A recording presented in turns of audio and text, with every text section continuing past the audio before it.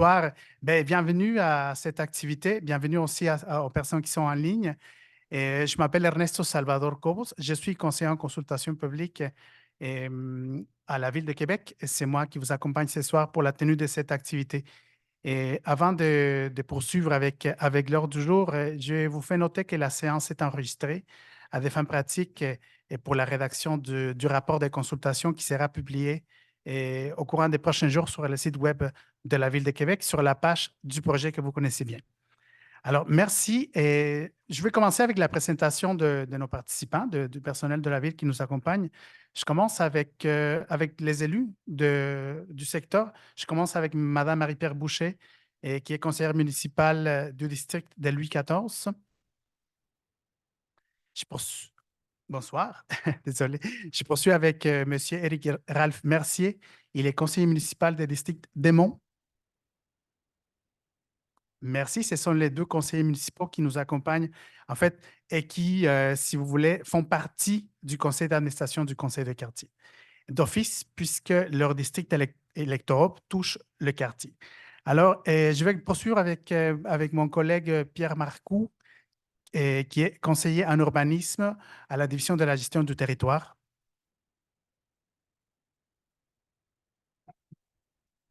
Bonsoir tout le monde. Merci. Et je vous présente aussi M. Michel Hubert, qui est aussi conseiller en urbanisme à la gestion du territoire et qui est là aussi pour répondre à vos questions. Merci. Alors, pour continuer avec les informations d'introduction au projet, je vous présente quelques informations avant de céder la parole à M. Marcoux. Et effectivement, aujourd'hui, c'est dans le cadre de l'Assemblée ordinaire du Conseil de quartier, on tient l'Assemblée publique des consultations et on demande l'opinion du Conseil d'administration du Conseil de quartier.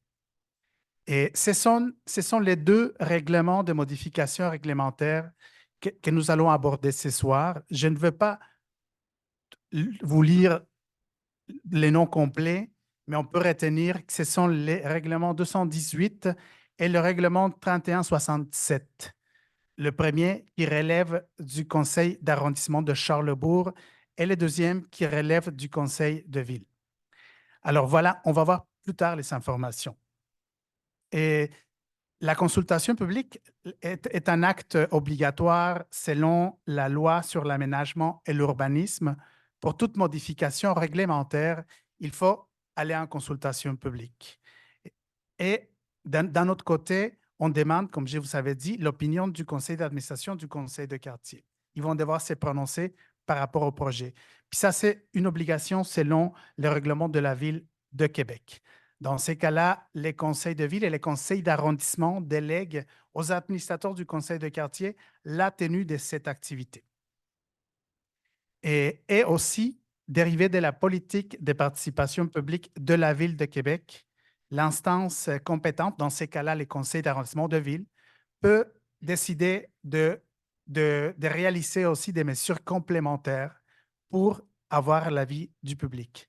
Dans ces cas-là, à partir de demain, le 25 janvier, on va commencer une consultation écrite, par écrit, sur le site web que vous connaissez, où il y a les informations du projet. Vous allez voir activer un formulaire pour pouvoir participer. Alors, pour toutes ces personnes-là pour ces personnes qui n'ont pas pu assister ce soir, ils auront quand même une semaine de plus pour pouvoir se prononcer et poser des questions. Et voilà. Fait que, comme je vous dis, la période, c'est du 25 au 31 janvier 2024. Par rapport à la distribution porte-à-porte, la Ville a transmis un petit dépliant à peu près 3000 portes du quartier d'Orsainville dans toutes les zones qui sont touchées par les modifications réglementaires. Et on l'a fait durant la semaine du 8 janvier pour inviter les citoyens à participer. On vous donnait les informations sur la salle, l'heure, etc. On vous référait aussi au site web de la ville pour avoir les informations. Et l'information sur les projets de modification a été disponible sur le site Internet à partir du 10 janvier, à peu près 2 semaines avant la tenue de cette activité. Alors, c'est l'ordre du jour. Et tantôt, on va voir un mot d'introduction par Mme Marie-Pierre Boucher. Par la suite, on va continuer avec les projets de modification réglementaire. Et, et juste après la présentation, on va ouvrir la période des questions pour vous, pour le public, pour vous et pour les personnes qui nous accompagnent aussi en ligne. On va essayer d'alterner les questions-réponses. Plus tard, je vais vous donner les indications pour cette partie. Par la suite, on va voir la période, nous allons avoir la période de questions-réponses du conseil d'administration du conseil de quartier et nous allons terminer la séance avec l'opinion du conseil d'administration. Ils vont devoir se prononcer. Alors, merci beaucoup. Je pense que c'est tout de mon côté. Je vais arrêter le partage de cet écran et je vais procéder à partager la présentation du projet. Bonsoir. Oui, Donc, Madame Boucher, merci. merci à vous qui êtes présents ici en salle et à ceux en ligne de vous présenter pour la consultation. Comme vous le savez, les élus municipaux, on est ici, nous, pour venir vous entendre, pour venir entendre les présentations qu'on a assurément déjà vues, mais aussi d'entendre vos préoccupations, vos questions et finalement l'orientation que prendra le conseil de quartier. Par la suite, en plénier d'arrondissement, donc les 3 élus de l'arrondissement, on regarde un peu l'état de situation suite à la consultation, le rapport de consultation. Donc ça, il y a ce qui se fait ici, mais aussi on reçoit des commentaires par la suite. Donc, on reçoit plusieurs commentaires qui nous permettent de prendre la meilleure décision pour l'arrondissement de Charlebourg. Donc, à ce moment-là, c'est en plénier d'arrondissement qu'on en rediscute et qu'on prend une décision ultimement pour, par exemple, le voter en conseil d'arrondissement à une prochaine séance. Donc, aujourd'hui, votre voix, elle est importante parce qu'elle nous permet de nous pister sur ce qui vous préoccupe, vos intentions, vos souhaits pour votre quartier, finalement, pour pouvoir mieux nous pister, nous, pour prendre des décisions par la suite. Donc, je vais céder la parole à M. Marcoux, qui est la meilleure personne, en fait, pour vous présenter ce projet de règlement-là et la meilleure personne ainsi que M. Hubert, qui pourront répondre à vos questions aussi, là, si questions il y a. Donc, merci beaucoup. Merci beaucoup. Je peux- oui. Je vais y aller comme ça, je vais me sentir mieux pour vous présenter ça. Voici, donc j'y vais tout de suite car j'ai 20 minutes. Il faut que je vous présente ça en 20 minutes. Il n'y a pas d'inquiétude parce que, comme on vous l'a expliqué, il va y avoir aussi une période de questions, puis vous allez pouvoir par la suite, par écrit, faire une demande. Il y a 7 jours qui vont suivre pour pouvoir répondre aux questions. Alors, j'y vais tout de suite. Faut que voilà.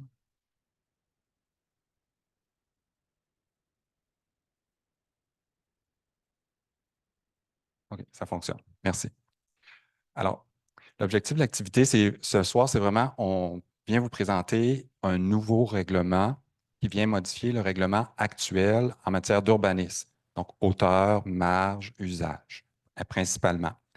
Les prochaines étapes vont aussi vous être présentées et on va avoir, comme on vous l'a dit, une période de questions et de commentaires. Donc, comment ça se situe? C'est qu'il y a eu le projet de modification qui a été adopté par le conseil d'arrondissement et le conseil de ville, parce qu'il y a les 2 numéros que vous a parlé Ernesto plus tôt. On se trouve ici, là, dans la case bleue, l'Assemblée publique. Il va y avoir le délai de 7 jours dont on vous a parlé. Et c'est ici, là, à cette étape-ci, dont vous parlez, Mme Boucher, là, précédemment, où là vont être présentées toutes les modifications qui ont été demandées ou suggérées, les commentaires qui vont avoir été évalués. Donc, c'est à cette étape-ci, là, juste avant l'avis de motion et l'adoption des projets, que ça va être examiné, ce qui va être dit ce soir, par exemple. Donc, à ce moment-là, il va y avoir une décision qui va être prise. Est-ce que le projet qui vous est présenté ce soir est modifié en fonction des commentaires? Quelles sont les modifications, puis dans quel ordre? Ensuite, il va y avoir l'adoption et l'avis de motion par le conseil d'arrondissement et le conseil de ville pour avoir la période d'approbation référendaire. La période d'approbation référendaire, c'est que les éléments qui vous ont présentés ce soir qui sont modifiés, les électeurs du secteur peuvent demander à se prononcer sur ces éléments-là. Par exemple, dire, ben, vous proposez d'ajouter tel usage, nous, on aimerait voter sur le fait que vous ajoutez ou vous retirez tel usage. J'ai été trop vite. Donc, après ça, il y a l'adoption des règlements, puis l'entrée en vigueur éventuellement. Donc, en parlant des lecteurs, toutes les dispositions qui sont modifiées et contenues dans le règlement que je vous présente ce soir sont susceptibles d'approbation référendaire. Donc, il peut y avoir une demande faite sur ces éléments-là pour dire on voudrait se prononcer. Sauf pour les zones 47, 55 et 81 sur les éléments sur la modification de la hauteur, la modification de la marge avant et la modification de la marge latérale de 5 à 4 mètres, 5 ou 6 mètres à 4 mètres. Donc ça, ces éléments-là ne peuvent pas faire l'objet d'un référendum. Où ça se situe? Qu'est-ce qui est considéré? Ernesto, est-ce que la bande en haut, on peut l'enlever?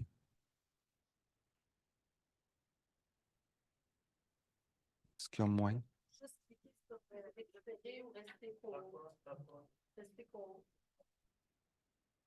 Voilà, merci. Donc, ce qui est concerné, c'est évidemment, c'est votre quartier Orsainville et ce sont les propriétés qui sont situées le long du boulevard Henri Bourassa, à partir de l'avenue du Zoo, jusqu'à Périgord au sud.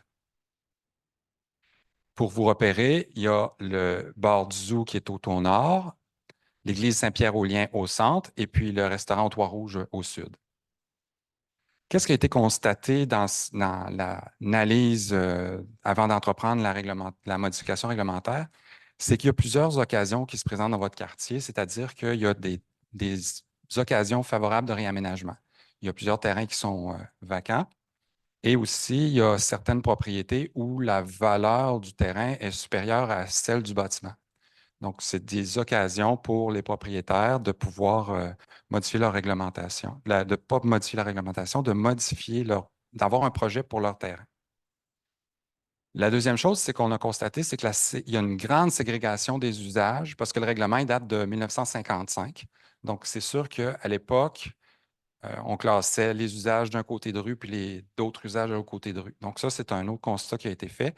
Il y a aussi l'implantation des bâtiments. Il y a plusieurs bâtiments qui sont dérogatoires. Pourquoi? Parce que plusieurs bâtiments ont été construits avant l'entrée en vigueur du premier règlement de 1955. Qu'est-ce que ça signifie? Ça signifie qu'il y a une maison, par exemple, qui est à 4 mètres de la rue en avant, là, de la ligne de propriété en avant, puis que le règlement, actuellement, il demande 7 mètres. Donc, le bâtiment, il est dérogatoire au règlement, mais par contre, il est protégé parce qu'il a été fait avant l'entrée en vigueur. Donc, ça, c'est un autre constat qui a été fait dans ce secteur-là. Et finalement, la majorité des déplacements se fait en automobile pour le quartier.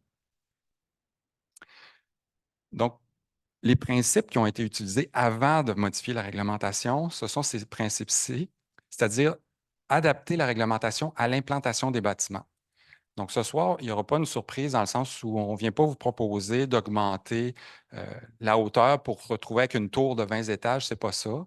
C'est d'adapter les règlements, puisque là, il y a plusieurs bâtiments qui sont dérogatoires à la situation actuelle. Donc, dire, mais par exemple, dans la majorité du secteur, c'est 12 mètres, bien, il vous est proposé d'augmenter à 13 mètres pour uniformiser dans l'ensemble du secteur. C'est de regrouper aussi les bâtiments de même gabarit dans une même zone. Un exemple de ça, c'est entre la rue des Visons et la rue des Pécans. Il y a plusieurs petites maisons unifamiliales qui, elles, se retrouvent dans une zone de haut gabarit, comment on dirait ça, Michel, résidentiel haute densité, si on veut. Donc, le minimum de logements exigé pour ces maisons-là, dans ce secteur-là, c'est 8. Ce qui fait en sorte que les propriétaires actuels, bien, s'ils veulent ajouter un deuxième logement, on ne leur permettrait pas parce que le minimum, c'est 8. Donc, il y a des regroupements et des adaptations comme ça qui sont faits. Évidemment, on maintient les usages commerciaux locaux. Il n'y a pas d'usages commerciaux qui sont retirés, à l'exception de quelques-uns là, qui sont généraux, que je vais vous présenter. Et on vient autoriser dans certains secteurs l'habitation. Donc, la proposition de modification fait en sorte qu'il y a actuellement 16 zones qui sont exclusivement commerciales. Il y en a une qui est mixte, qui autorise et du résidentiel et du commercial, et il y en a 5 qui sont exclusivement résidentielles. Là, évidemment, la proposition, c'est de passer à 7 zones exclusivement commerciales, 9 mixtes, donc usage commercial et résidentiel, et conserver 5 résidentiels. Sûr que s'il y en a parmi vous qui ont le calcul rapide, ça ne balance pas nécessairement les chiffres. Ce qui arrive, c'est il y a des zones qui sont créées, puis d'autres qui sont fusionnées. Donc, c'est ça la différence. Donc, général, pour l'ensemble du projet, puis on va aller un peu plus en détail par la suite, c'est qu'il y a les usages suivants, les lieux de rassemblement, les équipements culturels, les équipements religieux. Là, il est proposé de retirer ces usages aux endroits où ce n'est pas utilisé. Ça, c'est un élément. L'autre élément, c'est que au niveau des équipements culturels, c'est sûr que pour l'instant, la ville n'aurait pas, si elle n'a pas l'intention d'installer une bibliothèque ou un centre d'interprétation dans le secteur. Donc, ça, c'est un élément qui est pris en considération aussi de retirer. Les lieux de rassemblement, bien, salles de spectacle, cinéma, théâtre, aréna et piscine, ce sont des équipements qui nécessitent, par exemple, beaucoup de stationnement sur le terrain, puis des plus grands espaces de terrain qui n'ont pas nécessairement sur l'ensemble du secteur. Donc, ça, c'est un autre élément qui a été considéré. Et l'habitation jumelée. Pourquoi? Parce que l'habitation jumelée fait en sorte qu'on se retrouve avec 2 maisons sur le terrain avec 2 entrées qui vont sur Henri Bourassa. On s'est rendu compte avec l'expérience que ça occasionne des problèmes autant pour la circulation que pour les propriétaires des maisons en jumelé parce que là, ils ont de la difficulté à entrer sur le boulevard. Donc, c'est pour ça que c'est entre autres proposé de l'enlever. L'autre proposition générale que vous allez voir si vous revenir partout, c'est de réduire la marge avant de 7 mètres à 5 mètres. Donc, vous voyez ici, ça, c'est le bâtiment, l'implantation. Vous avez la marge avant actuelle de 7 et la réduction est de 2 mètres, là, donc à 5 mètres. Qu'est-ce que ça a comme impact? C'est qu'actuellement, on a remarqué qu'il y a 63 propriétés qui sont dérogatoires au niveau de leur implantation, comme je vous l'expliquais tout à l'heure. Donc, la maison, elle a été construite à une époque où on autorisait son implantation à moins de 7 mètres de la rue. Donc, en réduisant à 5 mètres, on diminue le nombre de propriétés dérogatoires à 32. Donc, déjà, c'est une augmentation de 50 %. C'est pour ça que, dans le fond, ce que je vous explique, c'est que cette réglementation-là, c'est qu'il faut comprendre, c'est que on vient adapter à ce qu'il y a sur le milieu. Pourcentage d'occupation du sol qui est ajusté à 12 et 15 parce que dans certaines zones, il n'y en avait pas. Donc, ça, c'est le minimum d'espace nécessaire que la ville demande pour la construction. Il y a la hauteur maximale qui est ajustée en mètres uniquement. Donc, cette hauteur-là. 13, 14, 16 ou 18. Qu'est-ce que 13, 14, 16 ou 18? Bien, en fonction de l'usage et du mode de construction retenu, bien, ça varie entre 3, 4 étages. Puis, 18 mètres, c'est 6 à 7 étages. Je vous rassure, la majorité des zones, c'est dans le 13 mètres qu'il est proposé. 14, on le voit surtout pour le centre commerciaux. Et 18, c'est plutôt au centre, là, autour de l'église Saint-Pierre-aux-Liens, où vous avez déjà le centre des Roses là, qui est déjà à cette hauteur-là. Donc, comment ces hauteurs ont été déterminées? Vous avez justement le centre dont je viens de vous parler, là. Donc, les étages résidentiels, là, 3,15 m, parce qu'en fonction du mode de construction, on peut aller plus petit ou plus haut dans les pièces. Donc, c'est ça qui fait varier le nombre là, entre 3 ou 4 étages. Donc, dans le fond, actuellement, on a les bretelles et la ceinture, donc on a le nombre d'étages et le nombre en mètres, ce qui occasionne des fois des inconvénients parce que justement, en fonction du mode de construction qui peut être retenu, puis il y a déjà le code de construction qui est en application, donc ça peut être problématique. Donc, dans le fond, on vient simplifier ça. On met 13 mètres parce que c'est le volume qui est souhaité, c'est la hauteur totale, dans le fond. Ensuite, ce qu'on a fait comme exercice, c'est qu'on a pris dans le quartier tous les bâtiments qui étaient les plus hauts, puis on a vérifié par rapport aux normes actuellement en vigueur. Et puis c'est là qu'on est venu ajuster. Donc, vous voyez, il y a ici, ce bâtiment-ci, il y a 13 mètres et 3, puis même, il y a même déjà une dérogation mineure là, pour la hauteur. Donc, dans le fond, dans ce secteur-ci, on vient ajuster, on vient proposer de le mettre à 14 mètres. Donc, vous voyez, c'est vraiment un ajustement de ce qu'il y a sur place. Ce qui n'est pas touché, là, on ne voit pas le titre, là, mais c'est constante. Là, dans le fond, les aires de stationnement ne sont pas modifiées, les droits acquis sont conservés. Évidemment, aux endroits où il est proposé d'autoriser l'usage d'habitation, ben, à ce moment-là, on est venu retirer l'article 878 parce que ça, c'est important de l'avoir dans la zone lorsque l'habitation n'est pas autorisée. Donc, ça permet d'agrandir une habitation qui est déjà là, mais qui ne peut pas, que l'usage n'est pas autorisé. Mais ça, en général, on ne touche pas à ça. L'aire verte non plus, ça restait tel quel. Donc, je vais commencer avec le 218. On va passer toutes les zones là, du nord au sud, en commençant par l'avenue du Zoo. Ici, donc dans le fond, cette zone-là, la 007, le numéro qui est ici, on propose, parce qu'elle elle est exclusivement commerciale, donc il est proposé de venir la rendre mixte, donc autorisé usage résidentiel. Et en fonction de la grandeur du terrain, mais là, on a fait des simulations pour pouvoir voir qu'est-ce qui pourrait entrer là. Puis, ben, c'est comme un bâtiment qui peut aller jusqu'à 16 étages. Pardon, 16 logements. Il ne faut pas que je me trompe. On reste à 13 mètres, là, à 3-4 étages. Et puis, la marge avant, elle est modifiée à 1,5 m du côté d'Ambry-Bourassa. Puis, la marge à l'axe, c'est sur l'avenue du Zoo, à 12,5 m. Les équipements, lieux de rassemblement, vous voyez comme une salle de spectacle à cet endroit-là, ça nécessite, parce qu'un spectacle, c'est un moment, un événement dans un moment donné, donc ça nécessite plein de déplacements, les gens se présentent tous en même temps, puis ça nécessite du stationnement. Donc, dans cette zone-là, il était jugé que ce type d'usage-là était peu souhaité. De toute façon, il ne l'est pas utilisé en ce moment. C'est la même chose, équipement culturel et équipement religieux. Quand vous avez sur la fiche ici, là, vous avez la petite légende, là, je vais vous l'expliquer, c'est que le vert, ce qui est en vert, c'est proposé, c'est ce qui est ajouté. Ce qui est en rouge, ce qui est retiré. Ce qui est en noir, c'est ce qui n'est pas modifié. Alors, si on voit avec l'autre secteur, Ernesto, moi, je peux-tu avoir ton... OK, parce que j'aimerais ça voir le titre dans le haut.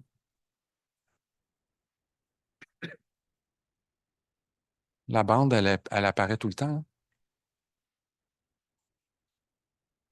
Ah, OK. Annulé. Ben, est-ce que tu pourrais juste faire la présentation plus petite? Je vais arrêter le partage pour essayer de test comme ça. Ben, le partage, c'était avec qui? Ah, c'est gens en ligne?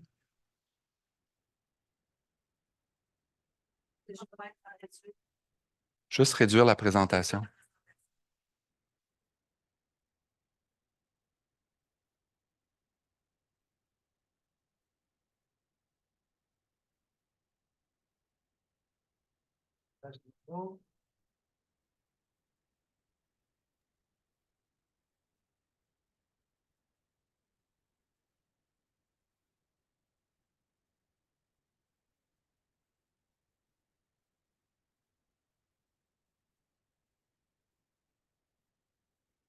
OK, bon, ben,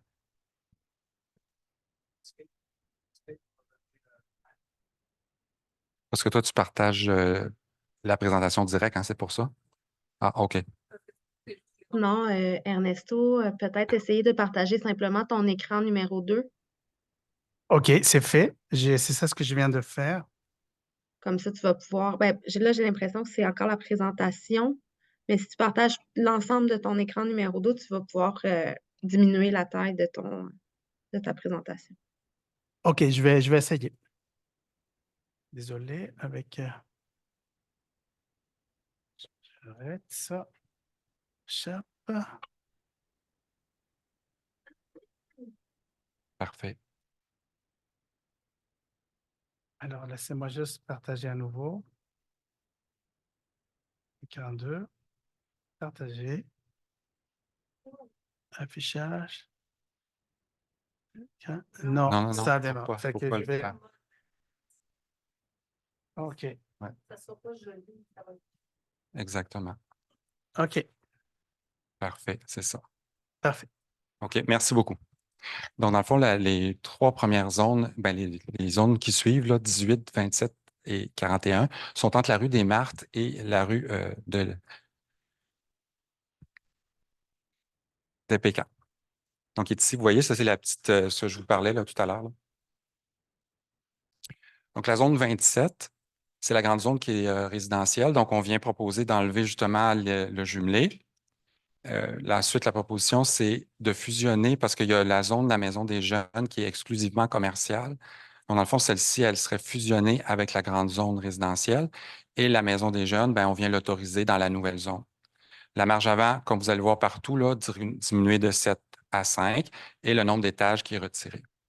La zone suivante, la 154, c'est cette nouvelle zone qui est proposée pour les propriétés entre Vison et Pécan. Donc, celui-ci, on revient prendre essentiellement les mêmes normes qu'il y avait dans la grande zone avant. Puis, on vient rajouter des normes particulières pour les habitations de 1 à 2 logements. Donc, on vient vraiment adapter la réglementation pour les propriétés, les petites propriétés qui sont là. Ce qui fait en sorte qu'il y a ces deux possibilités-là. Donc, si par exemple, il y avait l'achat de 4 propriétés, bien, il y aurait toujours, comme aujourd'hui, la possibilité de faire un logement un bâtiment plus grand. Mais par contre, on vient donner des normes de plein droit aux petites maisons. Ça, c'est la suite pour la même chose. Donc, les stationnements, c'est les mêmes normes qu'habituelles, là. Donc, on demande une demi-case pour moins de 4 logements, puis jusqu'à 3/4 de case pour d'un immeuble de plus de 4 logements. Puis les enseignes, mais c'est pas un général, un milieu résidentiel. Ça c'est les mêmes normes. Ensuite, la zone 31, rue des Pécans et des Orchidées, qui suit. Donc, ça, dans le fond, c'est le IGA.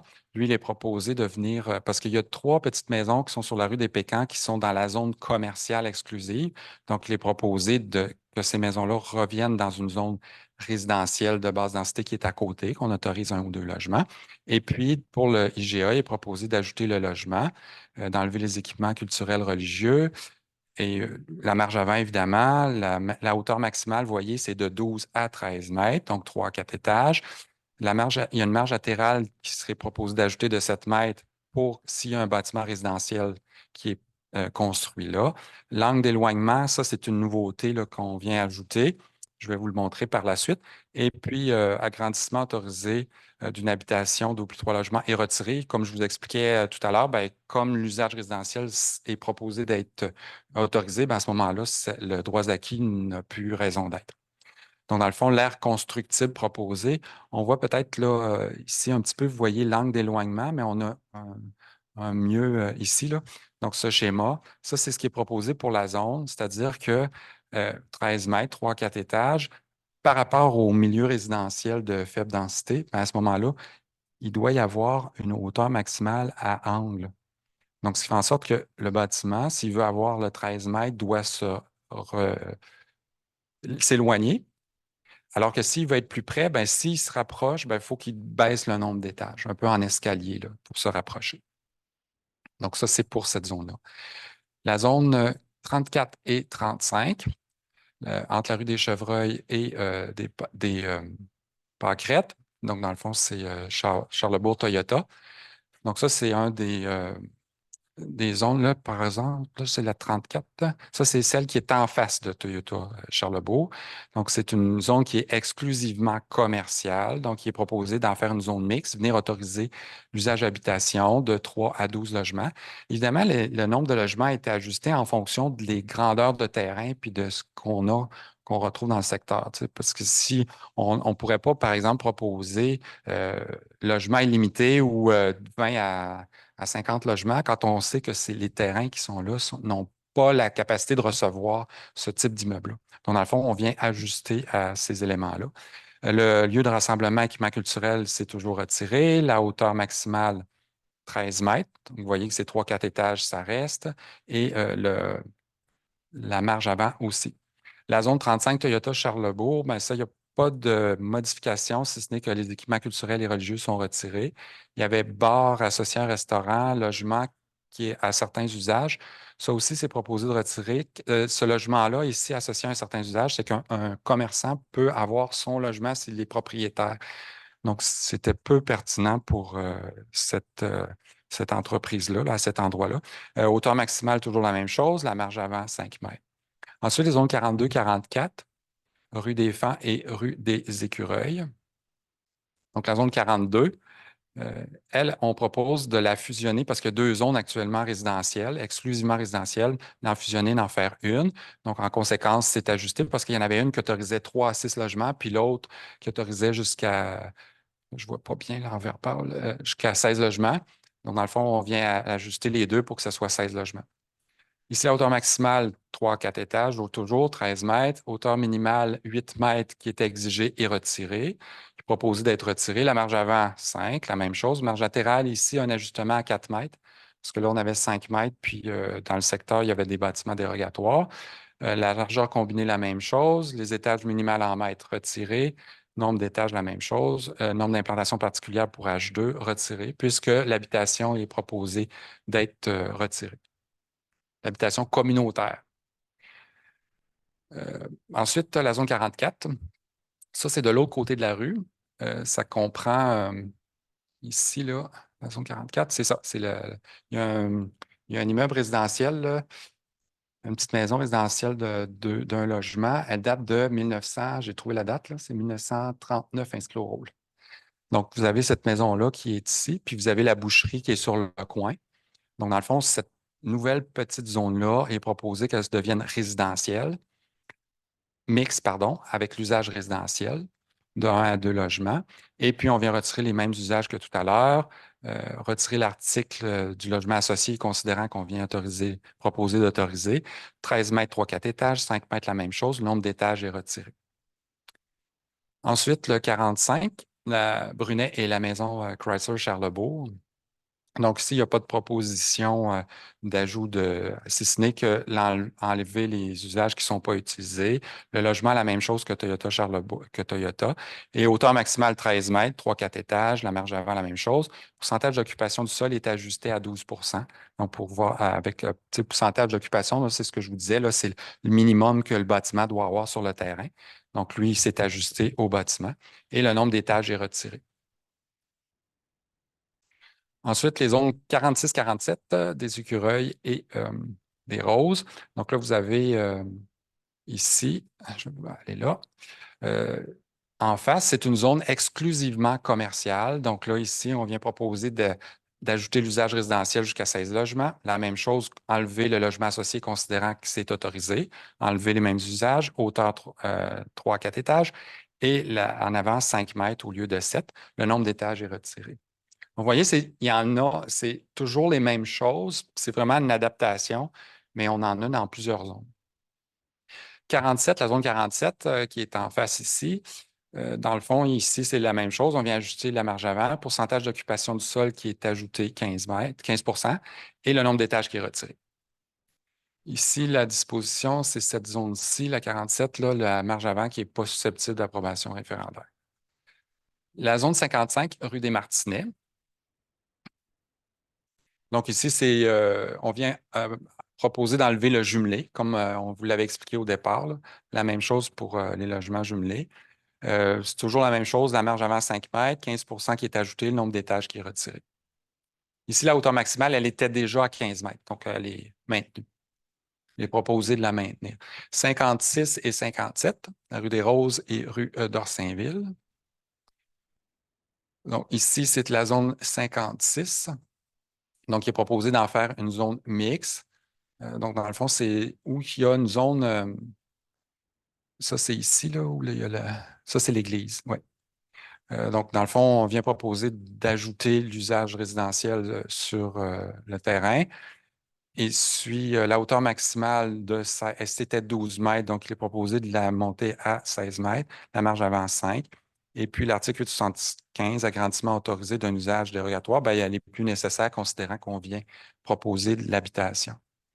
La zone 57, c'est les mêmes modifications, donc proposer qu'elle devienne une zone mixte qui est exclusivement commerciale. Ici, l'usage religieux est proposé d'être enlevé. Et toujours la même chose, le nombre d'étages en nombre d'étages est retiré, puis la marge avant à 5 mètres. La zone 71, Orsainville, rue des Sumacs. Donc ici, c'est une fusion des deux zones commerciales qui étaient distinctes. Donc maintenant, c'est la même chose. Ici, les lieux de rassemblement, les équipements sont retirés. On vient rajouter l'usage restaurant. Les autres services commerciaux sont conservés. Évidemment, la hauteur est ajustée à 13 mètres et la marge avant 5 mètres. Ici, on a proposé d'ajouter les droits acquis 875, agrandissement autorisé d'un usage autre qu'un usage du groupe H1 logement. Donc, s'il y avait des usages commerciaux qui, à ce moment-là, il y aurait des droits acquis, ils pourraient agrandir. Et le nombre d'étages est retiré. Les zones 77 et 79, rue des Sumacs et rue de Sureau. Donc, c'est la zone 77. Elle est proposée de devenir mixte, donc ajouter les logements d'1 à 12 logements, retirer les mêmes usages, la même chose pour le logement associé, ajuster à 13 mètres et la marge avant 5 mètres. La zone 79, ça, c'est où ce qu'il y a le Valentine, le Vitro, puis la station Éco. Donc ici, c'est des ajustements de normes 13 mètres, 5 mètres, le nombre d'étages retirés. Les usages restent les mêmes de ce qui était autorisé là. La zone 80 et 81, Verdier et des Pruches. Donc aussi, les usages ne sont pas touchés. C'est seulement la hauteur 3-4 étages et le nombre d'étages retirés. La zone 81, un peu plus bas, c'était déjà une zone mixte. Donc, on vient ajuster, parce qu'on demandait un minimum de 8 logements, on vient ajuster à 1, considérant qu'il y a certaines maisons qui sont à cet endroit-là qui ont seulement un logement. Donc, on vient adapter la même chose. Les équipements culturels et religieux sont retirés, logements associés. Et ici, hauteur maximale 13 mètres, la même chose, nombre d'étages retirés. Voilà. La rue des Tours et Périgord. Donc, ça, c'est vraiment la zone du restaurant au toit rouge. Donc, les usages seulement à équipements culturels religieux sont retirés.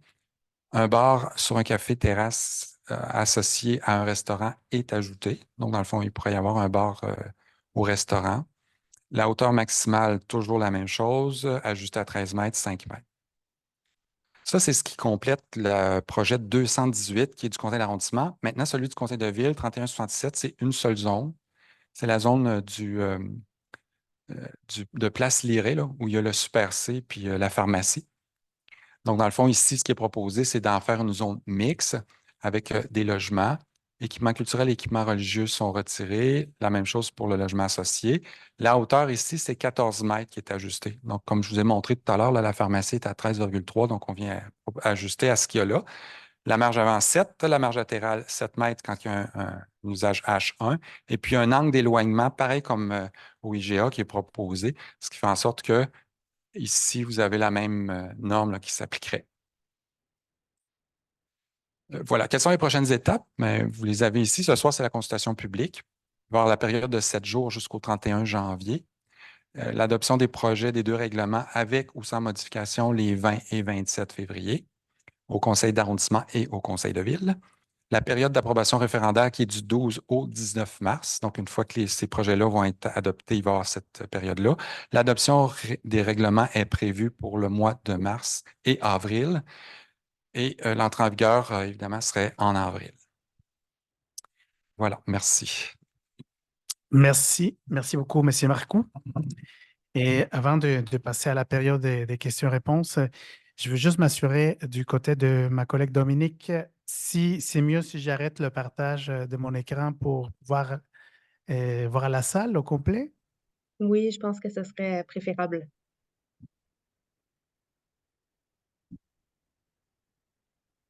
C'est parfait. Parfait, merci beaucoup. Et alors, on va passer à la période de questions-réponses du public et de vous qui sont en salle, puis bien entendu des gens qui sont à distance. Pour les personnes qui sont à distance, je comprends que ma collègue Dominique a déjà envoyé les indications pour savoir comment on va fonctionner. Et c'est sûr que pour les gens qui sont à distance, vous allez pouvoir poser des questions par écrit à l'aide de l'outil conversation de la plateforme Zoom. Mais aussi, indépendamment du nombre de participants, on va pouvoir aussi, vous allez pouvoir vous adresser à nous en direct. Alors, on va essayer d'alterner selon le nombre de questions entre les personnes qui sont en salle et les personnes qui sont en ligne. Et on va commencer la période avec les gens en salle. Je vous demande de signifier votre intérêt en levant la main. Et par la suite, je vous demande de vous approcher au micro pour poser vos questions ou émettre vos commentaires.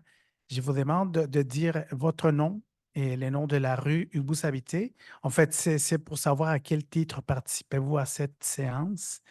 Et c'est mieux de parler au micro parce que, comme je vous dis, c'est l'enregistrement de meilleure qualité pour la rédaction du rapport. Et on va allouer une période d'à peu près 2-3 minutes par question, commentaire. Et au besoin, on pourrait faire un deuxième tour de parole. Et ne vous gênez pas, en fait, c'est vraiment aujourd'hui, enfin, vous avez encore 7 jours pour poser des questions par écrit, mais ce soir, vous avez directement les responsables du dossier de la gestion de territoire ainsi que nos élus. Alors, je vous invite à participer. Alors, voilà, est-ce qu'il y a quelqu'un? Monsieur, madame, excuse-moi, je ne vous vois pas, je vois juste la main. Il y a monsieur, allez-y par la suite, monsieur qui est en arrière, et je pense que du côté droit, il y avait quelqu'un aussi. Non, c'est correct. Allez-y, monsieur, bonsoir. Laissez-moi. Allez-y. Germain Gagné, je suis propriétaire du 12075 Henri Bourassa, immeuble locatif. Je voulais savoir de quelle façon vous avez calculé sur un terrain le nombre de logements qu'il pourrait y avoir, parce on est moins en demande de grands logements, mais plus en demande de petits logements. Les coûts de construction sont hauts. Alors, ce serait peut-être préférable d'avoir des plus petits logements en plus grande quantité.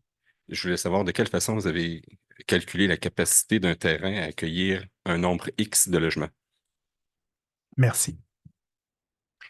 Ce calcul-là est fait en fonction des normes qui sont en vigueur actuellement. Donc, dans le fond, si, par exemple, on prend le pourcentage d'occupation du sol qui est applicable, on y va avec des hypothèses extrêmes, comme on pourrait dire. Donc, dans le fond, on dit ben, le pourcentage d'occupation du sol, il est minimum 12 ben, là, on prend la superficie du terrain, puis on dit, ben, comme par exemple, là, le bord du zoo, c'est ce qui a été fait, entre autres. On dit, ben là, l'air constructible, on implique les marges, on met l'air constructible, on met le pourcentage, on vérifie, on met la hauteur, on donne des volumes. Puis à partir de ça, on a calculé, par exemple, les logements les plus récents dans votre secteur qui se sont construits. On a calculé, par exemple, un 3,5 ou un 4,5, les superficies qui ont été utilisées dans ces nouveaux bâtiments-là, là, surtout autour du zoo. Là, il y en a plusieurs nouveaux. Donc, on a pris ces superficies-là. Et là, on a pris les surfaces qu'on avait. On a divisé tout simplement, fait une règle de 3 pour arriver pour dire, ben, on se situe dans tel nombre de logements pour la capacité de ce terrain-là. Donc, c'est la façon dont on a utilisé pour pouvoir déterminer à peu près les logements. Mais c'est sûr que ce sont des hypothèses avec des extrêmes, là, parce qu'il y a toujours d'autres éléments qui entrent en ligne de compte. Merci, monsieur Marcoux. Et oui, monsieur, allez-y. Bonsoir. Moi, c'est Louis-Denis Fortin. Je suis au 81-34 avenue du Zoo. Je suis le deuxième voisin du bord du Zoo. Et je n'ai pas bien compris le rationnel, pourquoi vous modifiez le règlement de zonage du Zoo, pas du Zoo, mais du bord du Zoo. Parce que dans parce que j'imagine que ça va avoir une influence éventuelle sur tout le secteur où c'est uniquement des maisons. Pourquoi changer la vocation? Dans le fond, il y a un bar, c'est un commerce. Pourquoi faire en sorte que le zonage permette un logement, j'ai bien compris, qui peut aller jusqu'à 16 logements? Oui. C'est quand même assez haut, merci, là. Mais à 16 logements, vous avez quand même la limite de 3 à 4 étages qui est là. Donc, c'est vraiment pas un gros bâtiment qui peut aller sur ce terrain-là. Donc, pourquoi? Ben, c'est que dans votre secteur, il y a beaucoup plus de logements, il y a une demande. Donc là, ça a été pris en considération. Ce commerce-là, il est établi depuis plusieurs années. Donc, est-ce qu'il peut éventuellement modifier? Les autres usages commerciaux qui étaient autorisés là, ben, ce sont des usages qui, par exemple, l'usage qui est proposé d'être retiré, là, l'usage par cœur, là, c'est C3, Michel, hein, lieu de rassemblement, donc une salle de spectacle ou un centre, une aréna, ou c'est pas des usages qui peuvent aller sur ce terrain-là. Donc, c'est pour ça que ça a été proposé. Mais c'est une proposition, hein, vous savez. Merci, monsieur Marcoux. Avant de poursuivre avec monsieur au fond, puis après avec le domaine l'évêque, je vais juste savoir si du côté de participants en ligne, il y a des questions, Dominique. Non, de mon côté, je ne vois pas de main levée, ni de personnes qui ont posé des questions par écrit. Donc, je rappelle là, que vous pouvez toujours utiliser ces deux options pour poser vos questions. Mais pour l'instant, je n'ai rien, Nestor. Merci beaucoup, Dominique. Alors, on poursuit avec monsieur au fond, puis par la suite, monsieur à ma gauche, puis à ma droite, puis après à ma gauche. Oui, monsieur. Bonjour, Bernard Martineau. Je ne suis pas résident directement sur Henri Bourassa.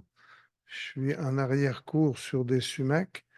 Je voudrais savoir comment a été pris en considération dans le secteur du zoo, parce que c'est un accès avec en oblique, comment a été pris en considération l'accès de sécurité et la distance de visibilité. De quelle façon cette amélioration-là va influencer la distance de visibilité et compromettre la sécurité des usagers? Ça, c'est ma question. Est-ce que je peux en formuler d'autres? Ça, Allez-y. Euh, moi, je suis sur Place des Tilleuls et je me suis aperçu que dans mon secteur, la trame de la ville, le canevas d'arpentage, il y a une erreur d'1 mètre. On m'a annoncé joyeusement que ça allait me coûter entre 30 et 40 000 pour faire justifier ça. De quelle façon l'erreur sur la trame peut se répartir un peu plus loin puis donner le même problème que j'ai, le distribuer à d'autres? Ça, c'est une question. Et l'autre, le Henri Bourassa, il est classifié comment? Il est classifié comme boulevard? Oui. Oui, oui, c'est un boulevard, c'est boulevard. Il est classifié boulevard? Oui, vous avez 4 voies. Parce que à partir du zoo, on pourrait se garder une voie quelque part pour une voie de pénétration, mais vous réduisez parfois sévèrement la marge avant. Fait que si dans ce secteur-là, on peut se garder une voie de pénétration à cause de l'oblique de l'accès du zoo, là, en tout cas, je vous soumets ça. OK? Parfait. Merci. Merci beaucoup, monsieur. Est-ce qu'on a des réponses? Oui, ben, le boulevard Henri Bourassa, c'est une artère. La première question, c'était par rapport à l'avenue du Zoo, hein, c'est bien ça? Oui. Je vais Ouais. essayer de... Pas dans C'est la- quel diapo, peut-être? Quasiment la première, oui. Je vais monter.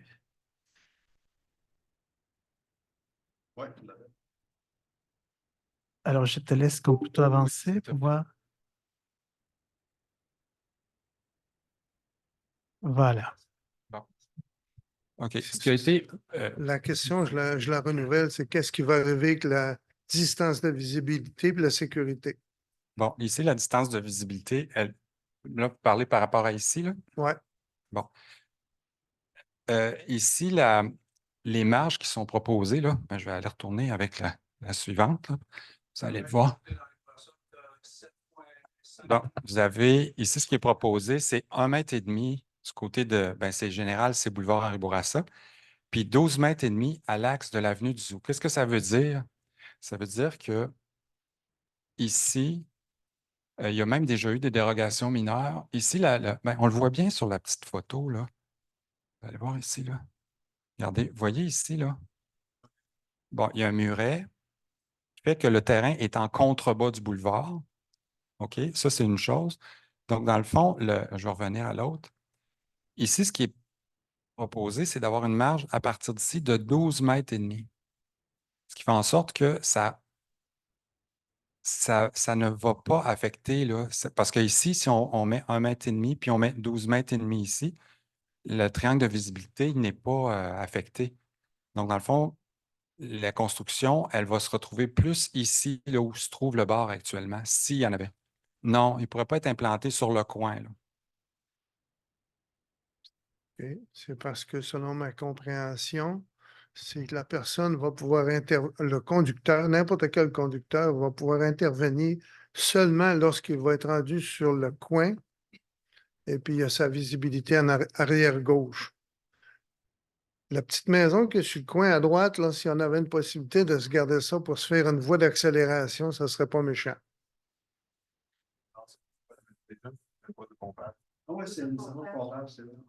Si on pourrait jouer là-dessus, mais je vous soumets ça, c'est juste un commentaire de ma part. Merci. Merci à vous. Il y avait une deuxième question, si je ne me trompe pas, ou c'est correct? J'essaie, avant de poursuivre, en fait, deux choses. Monsieur Michel Hubert, si vous voulez vous rapprocher au micro, si jamais vous participez aussi, ça serait mieux. Et je vois qu'il y a une question en ligne. Avant de poursuivre avec vous deux, si vous me permettez, j'aimerais bien céder la parole à la personne qui est à distance, si ça vous convient. Oui, tout d'abord, on a une main levée là, de M. Cormier-Boutin. Donc, Monsieur Boutin, si vous voulez activer votre micro. Ah, je vois qu'elle a été écrite. Monsieur Cormier-Boutin dit: Je suis résident sur la rue des Serres. Je voudrais savoir quels sont vos plans pour le début de la rue des Serres en prenant en compte qu'Espace Orsainville a vu le jour il y a quelques années. Est-ce que c'est correct? On peut demander comme réitérer la question? C'est la rue des Serres? Des Serres. La rue des? Serres. OK.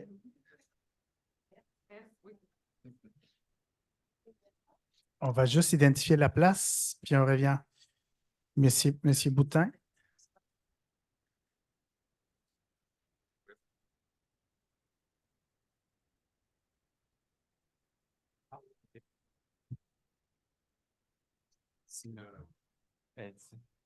Oui, on l'a trouvé.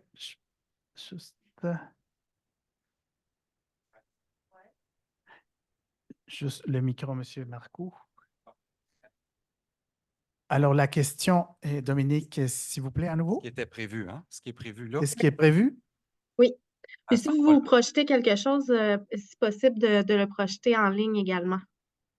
On peut suivre. Oui.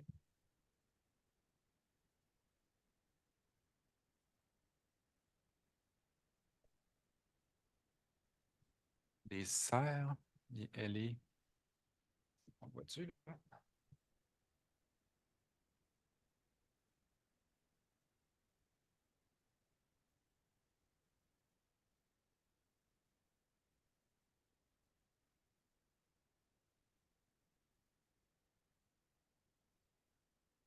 Alors, ici, cette zone-là, ce qui est proposé pour je ne sais pas si si monsieur est plus loin sur la rue des Serres, là, mais sur les propriétés qui sont au coin de Henri Bourassa, dans le fond, ce qui est proposé, c'est d'enlever les logements ici jumelés seulement. Donc, ce qui est déjà autorisé, c'est de 8 à 100 maximum de logements isolés. Donc, dans le fond, ici, la marge avant, elle est réduite à 5 mètres. Le pourcentage de 15 est ajouté. Le nombre d'étages est retiré.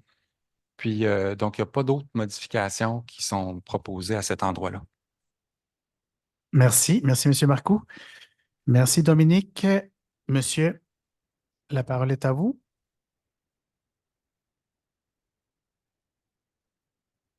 Les Barrettes, j'habite pas j'habite plus loin dans un secteur d'Orsainville. C'est juste une question technique.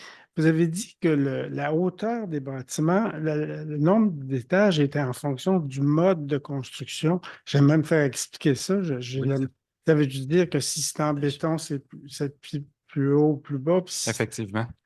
Vous avez C'est curieux comme concept.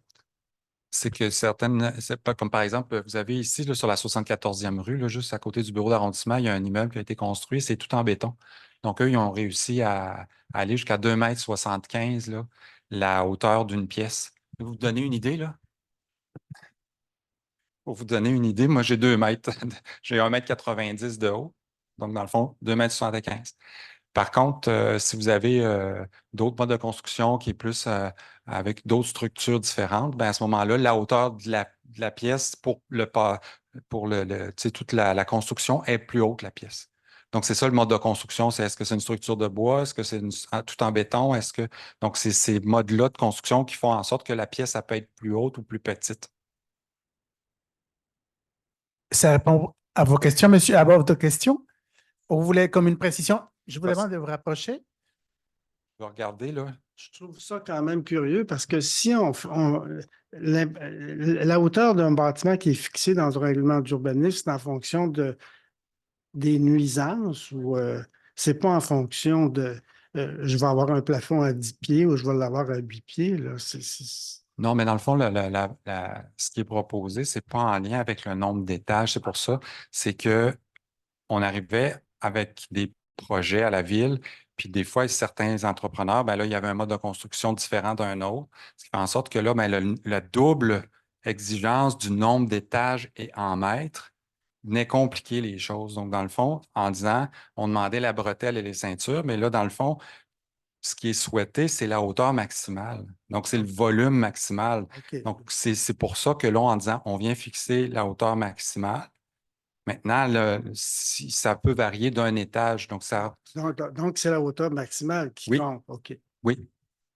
Merci, monsieur. Oui, oui, madame. Allez-y. Moi, je m'appelle. Euh, de ce que je comprends de ça, peut-être que je ne comprends pas bien, là, mais c'est que vous changez des zonages où il y a des maisons, admettons, puis si la personne décide qu'elle vend son terrain puis sa maison à quelqu'un qui veut faire des logements, là, ils peuvent faire des logements. C'est ça? Puis il y a d'autres choses que c'est le contraire, là, qu'on va avoir droit à des maisons, puis je comprends bien, là? Oui, mais c'est dans le OK. fond, Ben, c'est parce que ma question est surtout au niveau du côté ouest d'Henri Bourassa, c'est vraiment un secteur humide. Puis là, je me dis, si on se met à mettre des édifices au lieu des maisons, est-ce qu'ils pensent à mettre des bassins de rétention là-dedans? Ils vont-tu penser à quelque chose pour éviter que ça, tu sais, que ça se ramasse tout là, là? Moi, c'est cette inquiétude-là que j'ai, là. bon, Je trouve ça bien de faire des logements, mais j'ai l'inquiétude environnementale et l'inquiétude de cette zone-là qui est déjà un problème, là. c'est certain qu'avec les problèmes qui ont été vécus là, il y a les dernières années, puis d'autant plus l'année dernière, là, dans le secteur, c'est certain que le service de l'ingénierie se penche sur la question. Éventuellement, ils vont arriver avec une solution, puis ils vont venir présenter parce que ça va nécessiter des investissements de la ville. Donc, ça, éventuellement, ça va vous être présenté. Pour l'instant, ce qu'on peut vous dire, c'est que à chaque fois qu'il y a une demande de permis pour une construction, c'est sûr que cette demande-là, elle est transmise au service de l'ingénierie. Donc, eux, ils évaluent le projet, puis ils disent, ben, ils regardent, puis ils disent, est-ce que la capacité. Puis là, ils font toutes les calculs. Moi, je ne suis pas ingénieur, là, madame, je ne pourrais pas vous expliquer les débits d'eau, puis toutes ces choses-là, là. Mais ils font des calculs pour voir est-ce que le nouveau projet, l'augmentation du nombre de logements, augmente l'apport dans le réseau, augmente l'apport d'eau domestique ou d'eau pluviale là, par rapport au drain de la fondation ou sur le toit. Donc, si cet élément-là, et si la réponse est oui, ben à ce moment-là, le service d'ingénierie, dans la demande du permis, demande à ce que sur le terrain même, il y ait des ouvrages pour que le débit ne soit pas supérieur à ce qu'il y avait avant. Donc, par exemple, si c'est une petite maison, il y avait un certain débit qui arrivait dans le réseau, ben, ils ne pourront pas aller au-delà de ça. Donc, c'est cet élément-là qui est pris en considération maintenant. Oui, merci beaucoup. Avant d'aller avec vous, Madame, au fond, et laissez-moi juste valider si on a des questions en ligne. Mais avant ça, Madame Coulombe, vous avez une précision peut-être à demander? Oui, en fait, je veux juste m'assurer. Je pense que la préoccupation de madame, je veux juste valider. Je pense pas que c'est au niveau du débit de l'aqueduc. C'est que à chaque grand bâtiment massif que l'on installe dans ces terrains-là, il y a encore plus de difficultés au niveau. On nous avait déjà expliqué là, que c'est aussi la masse, c'est pas juste le débit du système d'aqueduc, je pense. Est-ce que c'était ça aussi votre préoccupation, madame? Quand on fait comme ça, ben, c'est plus gros qu'une maison, puis ça enlève du gazon parce qu'il faut faire des stations. Puis du pouvoir drainant aussi du terrain, proprement dit. Voilà, merci. Ben, Voilà, cet merci. élément-là du drainage, tu sais, quand il y a des stationnements puis là, Michel, tu me corrigeras, là, mais quand il y a un stationnement qui a plus de temps de logement. 1250 mètres carrés. 1250. Des rapports d'ingénieur. C'est ça, ça prend un rapport d'ingénieur. Donc, même l'eau du stationnement doit être gérée avant de rentrer dans le réseau.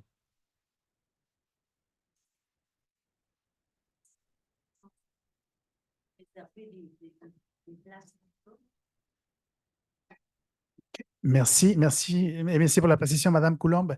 Et juste m'assurer, et Dominique, avons-nous des questions en ligne? Oui, en fait, on a M. Cormier-Boutin qui voulait avoir des précisions là, concernant sa question de tout à l'heure. On se rappelle, là, c'était concernant la rue des Serres, au début de la rue. Monsieur dit, je comprends donc que le zonage avec les jumelés sera remplacé par un zonage pour des blocs de 8 logements et plus ou de 12 logements et plus. Nous possédons le duplex à l'entrée de la rue. Espace Orsainville est juste derrière nous. Ça, c'est déjà autorisé. Donc, ça, c'est pas modifié. Donc, ce qui est modifié, c'est que l'habitation jumelée est proposée d'être retirée, mais ce qui est déjà autorisé ne l'est pas, c'est pas modifié. Donc, c'est déjà actuellement vous avez dit le 8 minimum puis 12, là, c'est ce que. Voilà, c'est ça. 8 et 12 logements minimum pour un bâtiment isolé, c'est déjà ça, puis s'il n'est pas proposé de modifier ça. OK. Merci beaucoup, M. Marcoux. J'espère que ça a répondu à la question, puis sinon, on peut revenir tout à l'heure. Oui, Madame Alessi.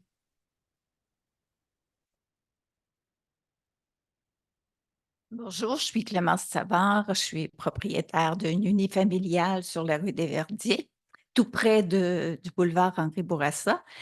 À la lumière de ce que je vois, est-ce que c'est faux de prétendre qu'à un moment donné, on peut se ramasser avec beaucoup d'édifices à logement tout le long du boulevard Henri Bourassa? Parce que déjà, je vois qu'on en a plusieurs qu'on n'avait pas auparavant. Et puis là, je vois qu'il y a des petits commerces qui ont tendance à vouloir vendre. Est-ce qu'on peut s'attendre à voir surgir ces gros logements-là un petit peu partout? Parce que ça a une incidence sur notre qualité de vie aussi. Moi, j'ai remarqué que quand je marche beaucoup, donc quand je suis dans les secteurs où il y a émergé des gros édifices comme ça a amené une surcharge au niveau des voitures. Hein. On s'entend que le surplus des voitures qui n'ont pas d'espace proche de leur immeuble se ramassent dans les rues avoisinantes. Et je vois de plus en plus surgir cette contrariété-là, je peux dire, pour nous autres, ça nuit à notre qualité de vie. Puis je trouve ça aussi, ça nuit même, comme là en hiver, le déneigement, tout ça. On a une surcharge d'automobile qui vient avec tous ces immeubles-là. Je trouve qu'il y a beaucoup de dommages collatéraux aussi. Il y a un besoin sûrement de logement locatif, mais il y a aussi un besoin aussi pour les résidents d'une certaine tranquillité, d'un certain respect aussi. Fait que j'espère que ça va être pris en ligne de compte. Merci. Merci, Madame. Attendez-moi un petit peu, voir s'il y a une réponse par rapport à la question. Mais c'est parce que oui, ça peut être possible, c'est des hypothèses. Hein. Donc, dans le fond, nous, ce qui est autorisé au zonage, ben, à ce moment-là, le propriétaire a ces possibilités-là. Mais ça ne veut pas nécessairement dire que ça va se réaliser demain, mais c'est dans les possibilités. Oui, il y a un complément d'information. Oui, je vais me permettre de répondre. Vous avez raison, hein, il y a du logement qui se construit actuellement. Il y en a plusieurs, puis il y en aura plusieurs aussi dans les prochaines années, dans Charlesbourg, dans Sainte-Foy, dans Beauport, partout, en fait, dans la ville de Québec. On a un enjeu au niveau du logement, de l'habitation. On manque de logements pour les citoyens, les familles grandissent, les enfants quittent la maison, cherchent un appartement, la population est vieillissante, les gens quittent leur maison, se cherchent un condo, un appartement. Donc, actuellement, le taux d'inoccupation dans la ville de Québec est en bas de 3 Le 3 c'est l'équilibre. Donc, l'équilibre, on a assez d'offres pour la demande. Là, on est autour de 1,6, puis Charlesbourg est encore plus bas au niveau de l'occupation. Donc, il faut trouver une façon de répondre aux grands besoins des citoyens de se loger. Donc, on veut s'assurer que les gens aient un toit sur la tête. Donc, comme on a un périmètre d'urbanisation, donc on a un secteur dans la ville où on ne peut pas développer en dehors de ce secteur-là. Hein, la ville se construit dans son périmètre urbain. Comme on veut construire à l'intérieur du périmètre urbain, il y a peu d'espace vide actuellement. Donc, la ville se construit sur la ville. Pour pouvoir répondre aux grands besoins, on calcule que c'est 80 000 nouveaux logements d'ici 2040 qu'on a de besoin. C'est énorme, mais c'est des chiffres en fonction des besoins. C'est vraiment ce qu'on souhaite, c'est que les gens de Québec puissent rester à Québec. Les familles, je ne sais pas pour vous, vos enfants, vos petits-enfants, mais moi, j'ai 3 enfants à la maison. Un jour, ils vont se chercher chacun leur appartement. Souhaitons-le qu'ils ne seront pas que Tanguy. Mais ils vont se chercher éventuellement un appartement. Ils vont chercher une place où vivre à Québec. Je souhaite qu'ils restent à Québec. Donc, j'aimerais ça qu'ils puissent avoir une place où se trouver. Donc, pour pouvoir avoir le logement pour les jeunes qui vieillissent, pour avoir le logement, pour l'ensemble des personnes finalement qui ont besoin de se loger, il faut qu'on trouve une solution pour densifier notre ville. Puis la densification, ça passe par, oui, des fois, arriver à avoir un 4 étages sur le boulevard Henri Bourassa parce que c'est un secteur qui est quand même bien desservi par le transport en commun. Donc, on choisit des endroits dans la ville où on peut densifier ou qui sont bien desservis par le transport en commun ou où on n'est pas obligé, ville, donc l'ensemble des citoyens, de venir développer de la nouvelle infrastructure aussi. Parce que quand on va développer en dehors si on sort du périmètre urbain, par exemple, si on va en zone boisée, ben à ce moment-là, la ville doit servir en égout, servir en eau, tandis que là, si on continue à construire dans les places où ils sont déjà desservies, c'est quand même un coût moindre pour l'ensemble des citoyens de permettre aux autres de se loger. Donc, c'était plus pour vous expliquer un peu la situation dans laquelle on se trouve, pourquoi finalement la ville est amenée à se construire la ville sur la ville, puis qu'on essaye de trouver les meilleures façons de trouver l'équilibre entre avoir un bon voisinage, avoir une bonne qualité de vie, mais permettre à ceux qui ont besoin de se loger aussi d'avoir cette bonne qualité de vie-là. Merci beaucoup, Madame Boucher. Je sais qu'il y a 2 questions. Je pense qu'il y a certaines précisions du côté de M. Hubert. Alors, Comme je l'ai précisé, Dame, au début de la séance, c'est que le taux d'inoccupation qui a été mentionné par Mme Boucher, dans Charlebourg, c'est 0,6 %. Donc, quelqu'un qui a toujours resté, qui a grandi, puis qui a toujours vécu à Charlebourg, qui voudrait demain vendre sa maison pour se trouver un logement, il n'y en aurait pas disponible. Puis il serait obligé de s'en aller à Sainte-Foy, comme c'était mentionné, ou dans un autre quartier, où les enfants qui voudraient rester proches de leurs parents à Charlebourg, il n'y en a pas de logement. Donc, c'est ces gens-là aussi. En sorte que la densification s'assure qu'il y a des logements qui seraient disponibles pour les gens qui sont de Charlebourg, qui veulent continuer de demeurer à Charlebourg. C'est pour ça qu'on vient vous proposer ça ce soir. Ça donne juste la possibilité de développer. Ça ne veut pas dire que demain matin, qu'il y a une filée qui va se rendre devant le bureau et qui va dire « Je veux un permis parce que c'est possible maintenant de faire des logements, puis je veux absolument faire des logements parce que je vais tout fermer, les commerces, puis je vais faire des logements. » Ça peut prendre 20 ans avant que ça se réalise. La ville est toujours en évolution. Il y a 20 ans, votre quartier n'était pas comme c'est aujourd'hui. Dans 20 ans, on peut penser qu'il va évoluer encore, votre quartier. Donc, on fait juste rendre disponibles des espaces. Puis, il ne faut pas se le cacher. Ce n'est pas des tours qu'on trouve au sommet ou quoi que ce soit. C'est maximum 3 étages ou 4 étages. Sur les terrains, à peu près 80 % c'est des petits terrains. Vous ne verrez pas arriver les 60 logements à côté. Les chiffres qui ont été mentionnés là, oui, on voit un 8 logements minimum, mais les terrains sont tellement petits qu'on n'arrivera pas avec 50 logements sur un terrain qui est petit. Parce qu'il faut calculer, vous avez parlé de l'air verte tantôt, il y a un pourcentage minimum qu'il faut que le terrain soit conservé en verdure pour recevoir, parce qu'au niveau environnemental, vous avez tout à fait raison, il faut que l'eau de pluie continue de percoler dans le sol. Le stationnement, bon, à cause que M. Marcoux a mentionné tantôt, l'ingénierie demande qu'il y ait des ouvrages de rétention. Souvent, c'est un bassin qui peut être en dessous du stationnement pour recevoir l'eau et s'assurer qu'au bout du tuyau du terrain, qu'il n'y ait pas plus d'apport dans le réseau qu'il y a actuellement avant que se construise ce bâtiment-là. Fait que tout ça, l'ingénierie est en train, comme c'était mentionné, est en train d'analyser, mais ça peut aller sur 8, 10 ans, 12 ans. Mais d'ici ce temps-là, c'est la formule qu'ils ont trouvée pour chacune des demandes de permis qui est analysée. Et regarde, OK, le débit qui arrive dans le réseau pour ce terrain-là, c'est ça. Bien, vous allez vous assurer, promoteur, développeur, constructeur, qu'il n'y aura pas plus d'eau qui va entrer dans le tuyau par rapport au débit. Donc, dans ce cas-là, il y a des ouvrages qui sont retenus, que les bassins, souvent, ils montent en eau, ensuite, ils s'écoulent tranquillement sur le même débit qu'il y avait actuellement. Fait que ça, les besoins, ils sont déjà signifiés. Mme Boucher l'a mentionné tantôt. Ce soir, ce qui vous est offert, c'est juste des endroits où il n'y en a pas de logement, parce que vous avez vu tantôt, il y a plein de zones qui offrent déjà des logements. C'est juste où il n'y en a pas actuellement. Ça donne la possibilité d'avoir une mixité des fonctions. On ne veut pas que du jour au lendemain, ça se transforme tout en résidentiel, parce qu'il y a quand même ils vont avoir quand même besoin de commerces de proximité pour se déplacer à pied puis aller voir les commerces dans le secteur. Ce qu'on aimerait voir, c'est un milieu de vie où on peut retrouver un et l'autre. Donc, dans ce cas-là, c'est ce qui vous est proposé ce soir, une mixité. C'est pour ça qu'on a touché seulement certains éléments de la réglementation et non pas toute la réglementation. Quand on dit on réduit la marge de 7 à 5 mètres, bien, c'est qu'on vient éviter à 5 mètres qu'il y ait du stationnement en avant du bâtiment. Il n'y a pas assez d'espace pour mettre. Donc, on s'assure que l'espace en avant va rester en gazon.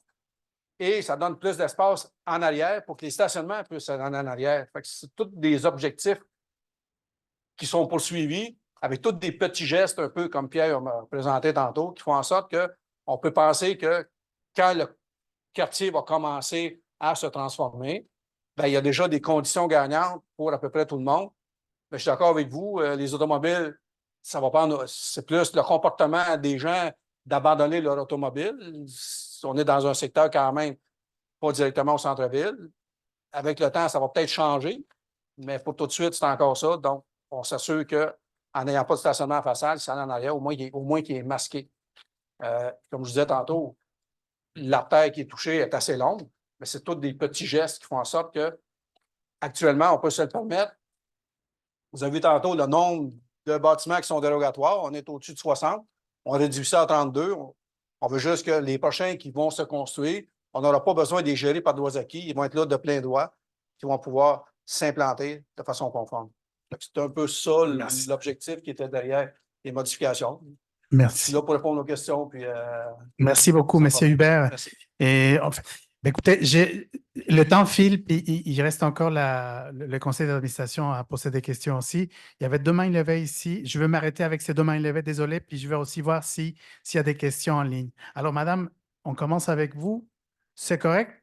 En arrière, puis par la suite, on va voir en ligne s'il y a des questions. Encore moi, André Caron. J'ai comme 2 petites questions, là. Premièrement, sur l'avenue du Loup, là. Mes petits-enfants ont passé le Publisac pendant un été de temps, là. Là, ça n'existera plus à partir de février, mais ça existait. Puis il y avait ce secteur-là, puis c'était un danger public, là. J'y allais tout le jour avec eux autres, puis leur mère aussi. Mais là, il y a les 2 écoles, puis j'ai vu des petits qui reviennent, là, par cette rue-là. Les parents sont toujours là parce que c'est pas une rue qui est facile. Je me dis, si on met un logement en plus dans ce coin-là, à la place, mettons, du bord du zoo, peut-être qu'il va rester là des années, mais peut-être pas. Ça va être dangereux pour les jeunes là, qui se promènent dans ce coin-là, là. Ça, c'est mon inquiétude pour la rue du Zoo. Puis je voulais savoir aussi au niveau des logements qui vont être construits, ça ne sera pas tout comme le Cliff ou le ci puis le ça, là. Il va y avoir des prix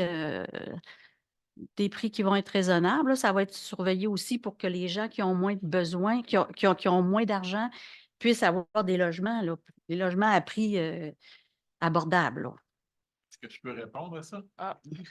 Ben, Je suis constructeur, madame. OK. Actuellement, j'ai pas construire 100 terrains dans la ville de Québec. Et Monsieur, je vous demande juste de vous rapprocher au micro. Nicolas Savard, je suis constructeur. Et j'ai des terrains pour construire des blocs appartements dans la ville de Québec. Et actuellement, on est environ à 220 000 la porte par logement. Donc, des logements abordables, s'il n'y a pas des subventions du gouvernement phénoménales, c'est pas possible, c'est juste au coût de construction. C'est la même chose pour les jumelés. Au niveau résidentiel, je fais des jumelés, premier acheteur, c'est mon créneau. Et on est rendu à 370 000 avec les taxes, avec Accès Famille, le programme de la Ville de Québec. C'est le prix que ça coûte. On ne peut pas construire en bas de ça. C'est ce que ça coûte actuellement. C'est pour ça que je demande ce qu'ils ont pensé aussi. Est-ce que la Mais Ville a pensé à des subventions? ils ont des subventions en bas de l'autoroute pour les secteurs de revitalisement. En tout cas. Merci, monsieur. Ouais. Merci, messieurs. Merci. Madame Boucher? Oui. Ben, je peux vous laisser en fait. Non, Parce que, en fait, il y a différentes subventions que la Ville offre, là. Il y a différentes subventions dans les rénovations quand même, là. Il n'y a pas de subvention que la Ville va donner pour s'assurer que le logement qui va être construit par un promoteur privé, par exemple, va être abordable. Il y a différentes façons pour avoir du logement social et abordable via les programmes du gouvernement du Québec. Donc, ça, c'est la façon pour avoir du logement social et abordable. C'est des programmes qui sont du gouvernement du Québec, le programme Habitation abordable Québec, sur lequel il y a des offices municipaux d'habitation, par exemple, qui vont déposer des projets. À ce moment-là, c'est sûr que la Ville est partenaire pour identifier des terrains éventuellement achetés, par exemple, pour pouvoir assurer d'avoir du logement abordable. Quand un promoteur privé achète un terrain, après ça, ça lui vient à lui, c'est son terrain, c'est ses projets, c'est lui qui va définir le coût. Ce n'est pas la Ville qui va venir définir le coût de ces terrains-là, assurément.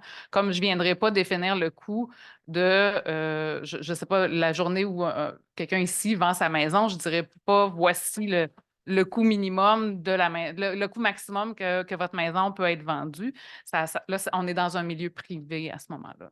Est-ce que la ville de Québec va quand même s'arranger pour garder certains terrains pour des logements abordables? Bien, la Ville de Québec, effectivement, identifie les terrains avec les partenaires pour pouvoir développer du logement social et abordable. On en a un exemple exactement dans cette zone-là, hein, juste sur Henri Bourassa, au coin, à côté de Des Roses. C'est exactement ce qui s'est passé. C'est un partenariat. La Ville est partenaire avec l'Office municipal d'habitation. La SHQ est venue financer, donc via le gouvernement du Québec, là, est venu financer le projet de logement social dans ce secteur-là. Donc, on continue à avoir ce type de projet-là dans l'ensemble de la Ville aussi. Merci pour soulever l'inquiétude. Et je vous rappelle qu'on va avoir encore une semaine pour pouvoir participer par écrit. Et alors, tout à fait, c'est noté. En fait, c'est noté comme inquiétude, effectivement. Et avant de poursuivre avec les administrateurs, je veux juste m'assurer avec ma collègue Dominique si on a des questions. C'est correct, Ernesto, je n'ai pas de questions. Donc. C'est parfait. Alors, merci. Avec cette partie, on va terminer avec la participation du public. Alors, ça va être à vous, les administrateurs du conseil de quartier, là, de vous prononcer la parole, des questions, précisions, et par la suite, votre opinion. Oui, Monsieur Gosselin, et par la suite, Madame Coulombe. OK. Oui, j'aimerais qu'on revienne sur la diapo qui donne les détails sur les différents types d'usages avant d'aller plus loin. Je ne sais pas si c'est possible. Dans une zone en particulier? Oui. OK, essaye. Je vais partager mon écran aussi.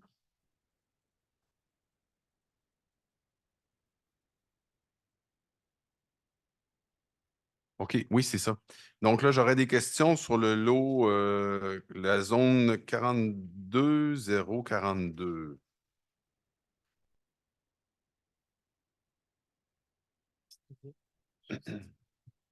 Voilà.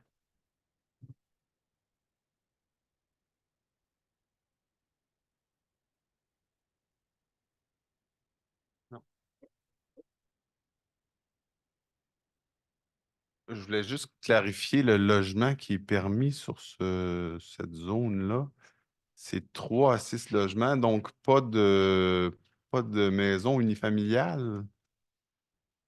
Parce qu'il y en a actuellement, hein, si je ne me trompe pas. Donc, elle deviendrait dérogatoire.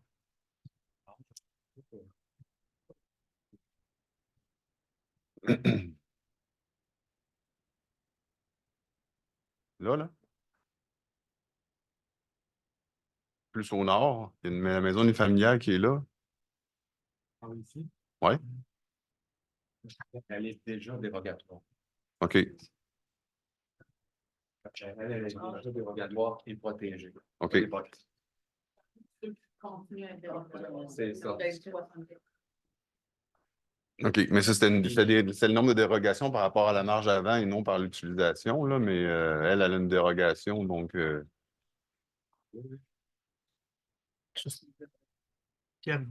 Juste exactement.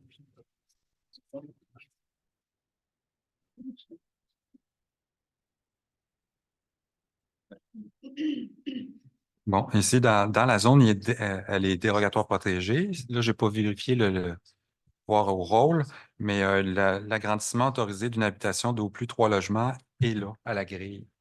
Donc, s'il y avait un projet d'agrandissement du bâtiment, ben, selon les normes, il pourrait, selon un certain pourcentage. Ensuite, j'aurais une seconde question pour la zone 42046.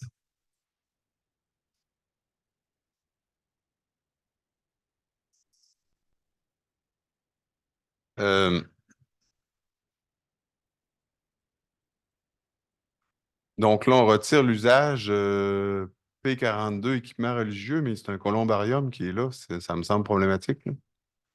Le columbarium, il est considéré comme un usage commercial.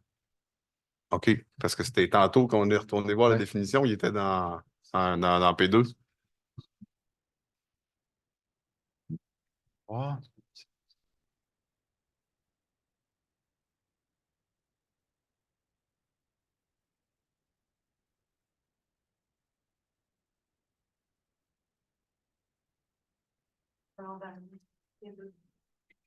Columbarium. Ah, c'est parce que vous, OK, le columbarium qui est au salon funéraire. Le salon funéraire, Ben, oui, là, je sais pas. le salon funéraire, c'est un usage commercial. C'est ça.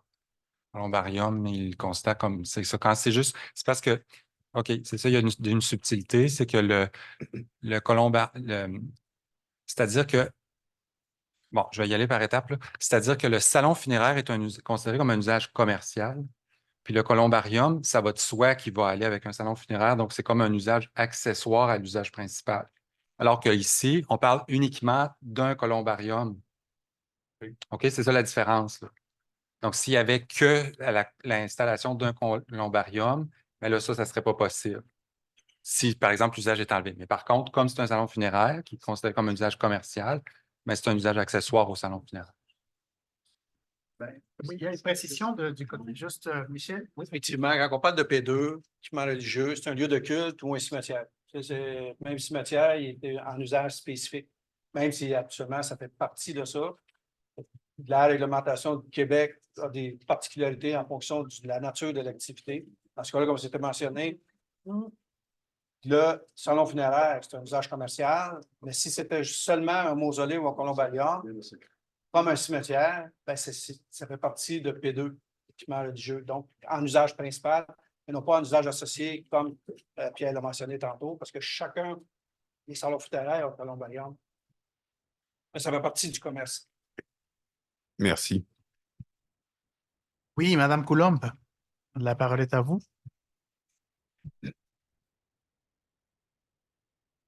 En fait, je pensais que Benoît allait se lancer dans nos observations. Donc, je vais le laisser présenter tout ça. Là, on s'est rencontrés, il va vous expliquer tout ça. Là, on s'est rencontrés. On nous a présenté. Alors, je te laisse poursuivre.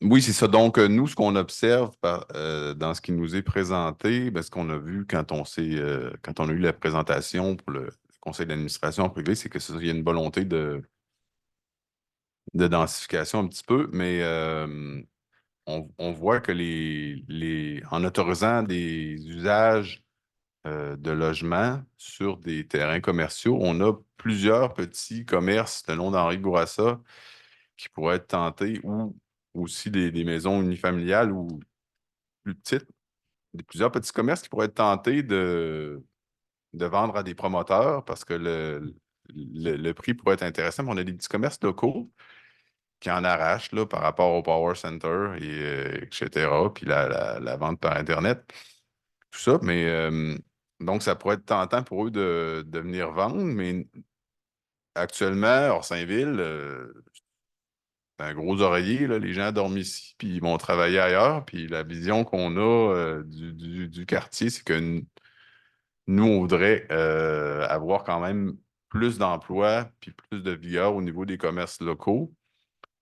Donc, on a une crainte par rapport à la perte de petits commerçants dans le quartier. Il y avait ça certainement.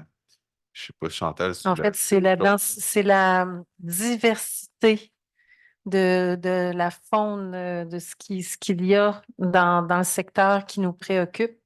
Comme Benoît le dit si bien, on est déjà une ville dortoir. Il y a plein de commerçants super dynamiques qui essaient qui ont eu, ça a été très difficile pendant la pandémie pour eux.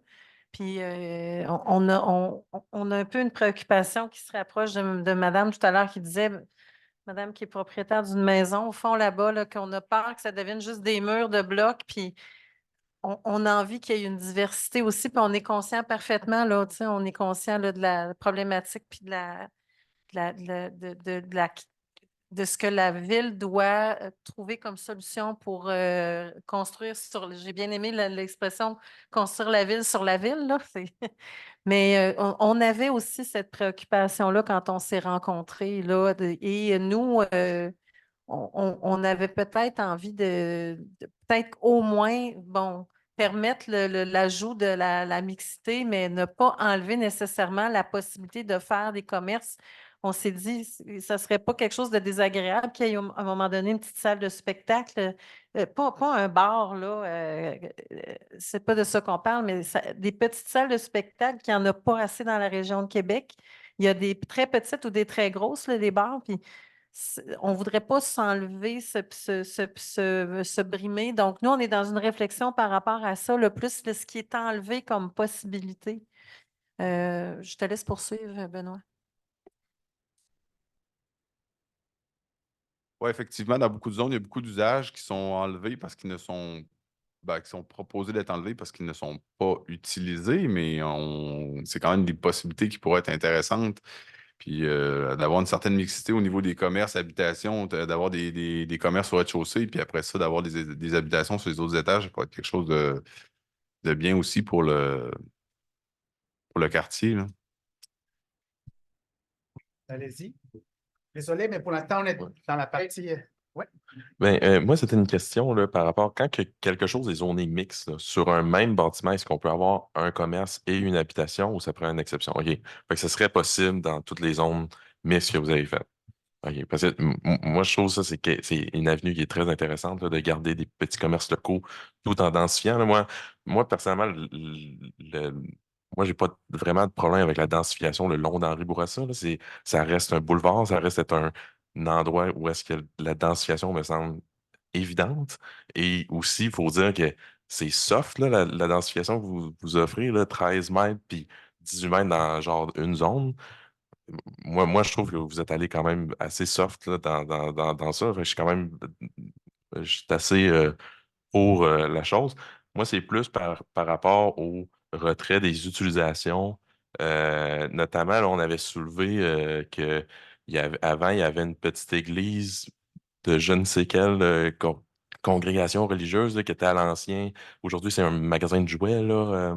C'est ça. Puis là, tu sais, on voit pas trop l'utilité d'enlever des utilisations, tu sais, comme les lieux tu sais, je comprends, vous dites, ah, ben, il n'y a pas assez de stationnement pour, mais tu sais, particulièrement comme un lieu de culte, là, ça peut être, c'est pas toujours des cathédrales, là, ça peut être juste une petite maison, puis particulièrement qu'il y a beaucoup d'immigration, de nouveaux arrivants qui s'installent hors Saint-Ville. On voit ça dans le Moussa nous en avait parlé à dernière rencontre.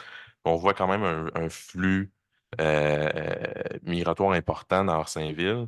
Fait que peut-être qu'il y aurait des délégations religieuses différentes là, qui pourraient s'organiser. Puis, tu sais, moi, je trouve que ça ferait pas de mal de juste les laisser là. Je vois pas, je vois pas le négatif, là. Je vois pas la nécessité d'enlever ces usages-là. Parfait, merci beaucoup. Et il y a Mme Coulombe, je ne sais pas si M. Moussa, puis du côté aussi de Karine.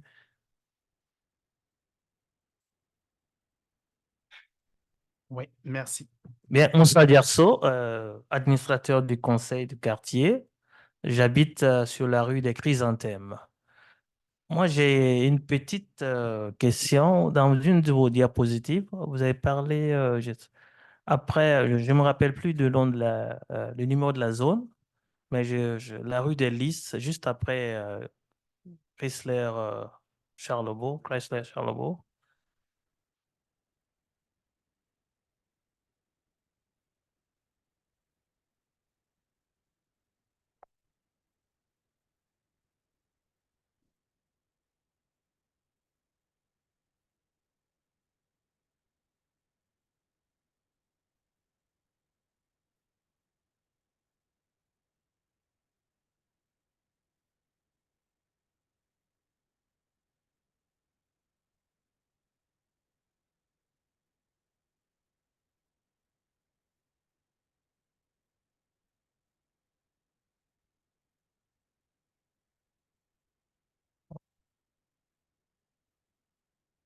Non, je pense pas que c'est...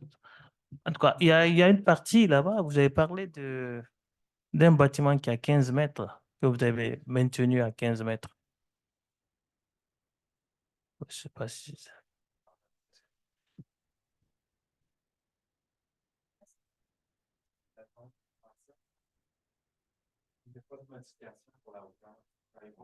C'est ça.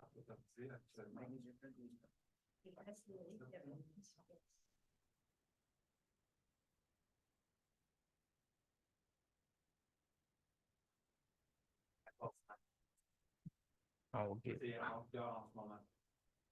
Mais c'est parce que dans votre présentation, vous avez dit qu'il y a une place où la hauteur autorisée était à 15 mètres et que vous ne l'avez pas changé. Ouais. C'est ça. Moi je souhaiterais que pour une question d'uniformité, que ce soit à 13 mètres, comme tous les autres.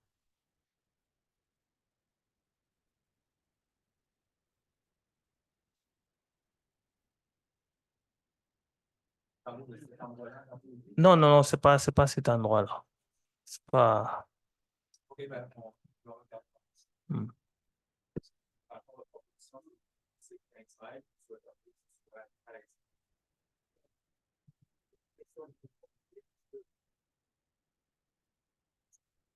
Qu'ils soient en vert, oui.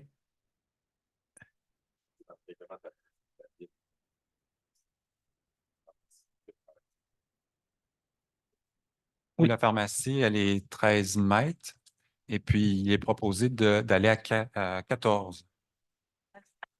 13,3, ouais. Non, c'est là, justement. Hauteur maximale, c'est écrit 15 mètres. Non, ça, c'est la hauteur qui est autorisée actuellement, donc il n'est pas proposé de la modifier. Oui. Et c'est ce que je veux que vous modifiez à 13, puisque les autres sont à 13. C'est que dans le fond, ce qui peut être modifié, c'est ce qui est présenté dans bon, comment je vous expliquerai ça? C'est que ça ne sera pas possible de modifier ça parce qu'il faudrait faire un autre projet de règlement parce que ça n'a pas été annoncé que ça, c'était à modifier. Donc, les personnes intéressées qui pourraient voter, n'ont pas été informées que cet élément-là serait changé. Donc, dans le fond, on ne pourra pas le changer. Il faudrait que ça fasse l'objet d'un nouveau règlement. Parce D'accord. que là, on ne le modifie pas, celui-là. Si on l'avait modifié, là, on aurait pu tenir ça en considération, mais ce n'est pas le cas. Donc, c'est une norme qui est en vigueur maintenant. OK, oui, oui, oui. Oui, dans le fond, ce soir, vous prononcez sur les modifications qui sont proposées. Donc, le projet de règlement ne contient que des modifications apportées aux zones. C'est pour ça que M. Marcoux dit ce qui n'est pas dans le règlement ne peut pas être modifié par ce règlement-là. Ce règlement-là ne concerne qu'un certain nombre de choses, en vert ou en rouge. Ce qui est en noir ne peut pas être modifié dans ce règlement-là. Il faudrait qu'on revienne dans un autre règlement, dans un autre temps, pour dire, cette zone-là, est-ce que c'est correct de la baisser à 13 mètres? Ça serait dans un autre. Là, dans ce cas-là, c'est sûr qu'on reviendrait vous voir la même procédure qui est présentée ce soir, avec d'autres modifications, mais pas présentement. Ce qui est en noir n'est pas possible d'être ajouté dans le règlement. Merci, M. Hubert. Oui, Karine? Oui. Est-ce que je le garde appuyé comme ça? C'est bon. Parfait. J'ai deux questions de précision, en effet, puis ça revient aux questions d'Émile tantôt sur la retrait des possibilités de lieux de rassemblement et d'équipements culturels. Je comprends l'explication du stationnement, mais j'aimerais comprendre les autres explications au-delà de ça. Qu'est-ce qui justifie à ce point-là qu'on leur retire complètement des possibilités? Et l'autre question, c'est par rapport à la marge de 5 mètres au lieu de 7 mètres, est-ce que ça peut avoir un impact sur des éventuelles futures pistes cyclables ou voies de transport en commun ou choses comme ça qui pourraient voir le jour le long du boulevard? Comme moi. Merci. Bon. Dans la première question concernant les usages, donc dans le fond, ce qui avait été, c'était de voir exactement quand ce n'est pas utilisé, ce qui était proposé, c'était de retirer. Puis en même temps, si par exemple, la ville, on a une partie, c'est équipement culturel, mais si la ville avait l'intention de construire une bibliothèque, c'est sûr qu'il y aurait des annonces qui seraient faites, il y aurait des démarches qui seraient entreprises. Donc là, il n'y a pas de vision d'installer de tel équipement pour l'instant à cet endroit-là. Donc, c'était l'occasion justement de remettre ça à jour. Pour ce qui est du 7 à 5 mètres, j'ai oublié une partie de votre question, là. OK, les pistes cyclables. Bon, la piste cyclable, ce qui arrive, c'est que la piste cyclable, elle reste dans l'emprise de la ville. Donc, c'est-à-dire que c'est sur le terrain de la ville que ça... Donc, le 5 à 7 mètres n'a pas d'impact sur un éventuel aménagement d'une piste cyclable, parce qu'à ce moment-là, le 5 mètres, c'est à la limite de la propriété. Donc, donc la ville c'est le terrain de la ville qu'on dit couramment. Là. Les gens disent, ah, ça, c'est la partie de la ville, c'est le terrain de la ville. C'est là-dedans que la ville va venir jouer, mais elle ne viendra pas sur le terrain privé pour l'aménagement. Si c'est le cas, puis ça, c'est la directrice de l'arrondissement qui l'a mentionné. Là. Elle était au transport avant. Il faut qu'il y ait des négociations avec les propriétaires parce que la ville ne veut pas passer une piste chez quelqu'un. Donc, puis c'est par entente pour pouvoir avoir un achat de terrain, etc. Puis, selon elle, c'est quelque chose qui est très rare. Oui, parfait. Écoutez, je pense que oui, Madame Coulombe, c'est une question encore. Ça va être précision? très court. C'est juste pour finir ce que j'expliquais tout à l'heure. La raison pour laquelle on pose toutes ces questions-là, c'est que le nouveau conseil de quartier, on va se doter d'un plan d'action dans les prochaines semaines qu'on va tenter de présenter, en fait, ou du moins en partie, là, lors de l'Assemblée générale annuelle du mois d'avril. Et c'est là où on a, nous, des visions, des visées avec d'autres résidents aussi, d'avoir une belle mixité de services pour des gens, des fois, qui ont envie justement de pouvoir faire un petit peu leur course à pied, tout ça. Et la question qui découle de cette préoccupation-là qu'on a, c'est la fameuse question tout à l'heure, je crois, d'Émile. Est-ce qu'il y a une possibilité, supposons, nous, quand on va faire nos demandes officielles de peut-être d'ajustement là, au niveau du conseil, est-ce qu'on peut demander quelque chose comme oui, on est d'accord avec l'ajout de zones mixtes, mais de pouvoir conserver justement un pourcentage des commerces ou le rez-de-chaussée des établissements qui seraient nouvellement construits avec une partie commerciale. Je ne sais pas si c'est quelque chose qui se libelle et qui se demande. Donc, ça sera juste que peut-être, si ce n'est pas pertinent d'avoir la réponse aujourd'hui, de nous accompagner pour nous confirmer si on peut le demander. C'est une façon qu'on peut le demander de cette façon-là. En fait, voilà les options pour vous, là, pour les conseils d'administration sont affichées à l'écran. Vous avez trois choix. C'est dans ce sens que vous pouvez vous manifester. L'option A qui consiste à laisser le règlement tel qu'il est actuellement, de ne pas apporter des modifications réglementaires. Vous dites, on ne veut rien toucher. On veut que ça demeure comme ça. L'option B consiste à approuver la demande telle qu'elle est présentée ce soir, c'est-à-dire aller avec les modifications réglementaires. Et l'option B consiste à proposer une autre façon, une autre option avec les exigences, avec certaines exigences qui sont présentées ce soir. Par exemple, j'ai entendu parler du fait que vous voulez comme garder la mixité là où il est possible, par exemple. C'est vrai que c'est complexe, c'est un dossier complexe parce qu'il y a beaucoup de zones, il y a beaucoup de détails, il y a beaucoup de précisions. Je comprends ça. Mais là, on vous a entendu, on a pris note. Alors, je pense le conseil d'administration peut se manifester dans le sens de dire, par exemple, l'option C, dire que peut-être vous êtes d'accord ou vous n'êtes pas d'accord, mais demander de considérer, par exemple, dans ces cas-là, de garder au maximum la mixité dans certains endroits. Et vous pouvez aussi vous manifester, par exemple, de garder un tel usage en particulier. Je ne sais pas, c'est dans ce sens-là qu'on attend ce soir votre recommandation. Et oui, ça doit être fait ce soir. C'est vraiment aujourd'hui qu'il faut se manifester. Alors, j'ai l'impression que vous êtes prêt peut-être à vous prononcer par rapport au choix, aux options. Monsieur Gosselin, oui? Avez-vous un document prêt ou vous allez comme il y a Mme Poulain qui va prendre note de la résolution, puis c'est enregistré aussi? Il n'y avait pas une période de consultation avec.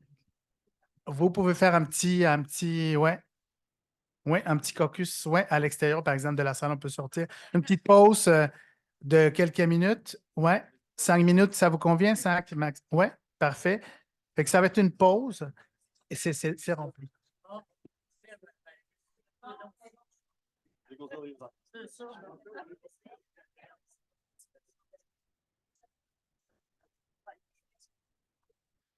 Quel constructeur? Quel constructeur? C'est moi. C'est quoi ton nom? Non? Tu es dans le secteur Saint-Louis? J'ai été courtier immobilier pendant 15 ans. J'en ai présentement sur J'en ai sur la deuxième des chaînes. Ah, OK. Alors, les coûts ont explosé. C'est quand j'entends le monde, c'est souvent, le monde a besoin. Mais qui passe des logements moins luxueux, c'est pas une question de luxe. C'est une question de structure. Quand tu montes la structure, que tu laisses luxueux ou pas luxueux, pas le comptoir en granit. C'est plus, ça va être 20 000 de plus. Ben, c'est ça. C'est des extras, des comptoirs. À la base, je ah, c'est terrain. Ah oui, j'ai fait une pneumonie par Là, ce qui est bâtisse, moi, de la rue des Roches, il faut, oui, il faut. Je parle pas, mais j'écoute. Oui, bonjour, excuse-moi, juste pour les personnes qui sont à distance, merci d'être là. Le conseil d'administration a décidé de prendre une petite pause pour, effectivement, pour rédiger comme il faut la résolution qu'ils vont donner ce soir par rapport au projet des modifications réglementaires. Et que voilà, je vous demande juste un petit peu de patience. Ils vont revenir dans 5 minutes avec la résolution. Merci beaucoup.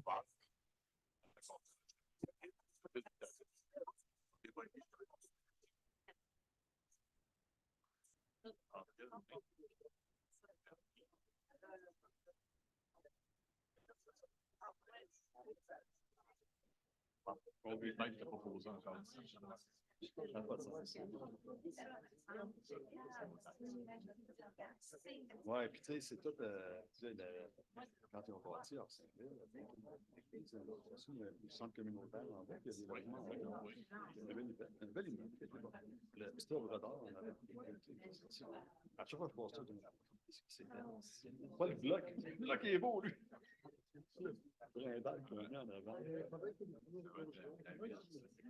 Ben, c'est parce qu'il faut qu'ils mettent 1% à chaque bâtiment. Il y a 1% de la valeur du bâtiment qui doit être une œuvre d'art.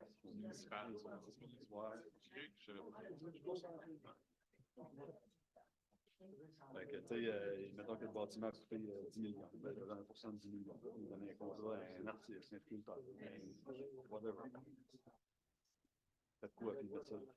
C'est pas tout le temps. Remarque que l'art, c'est discutable.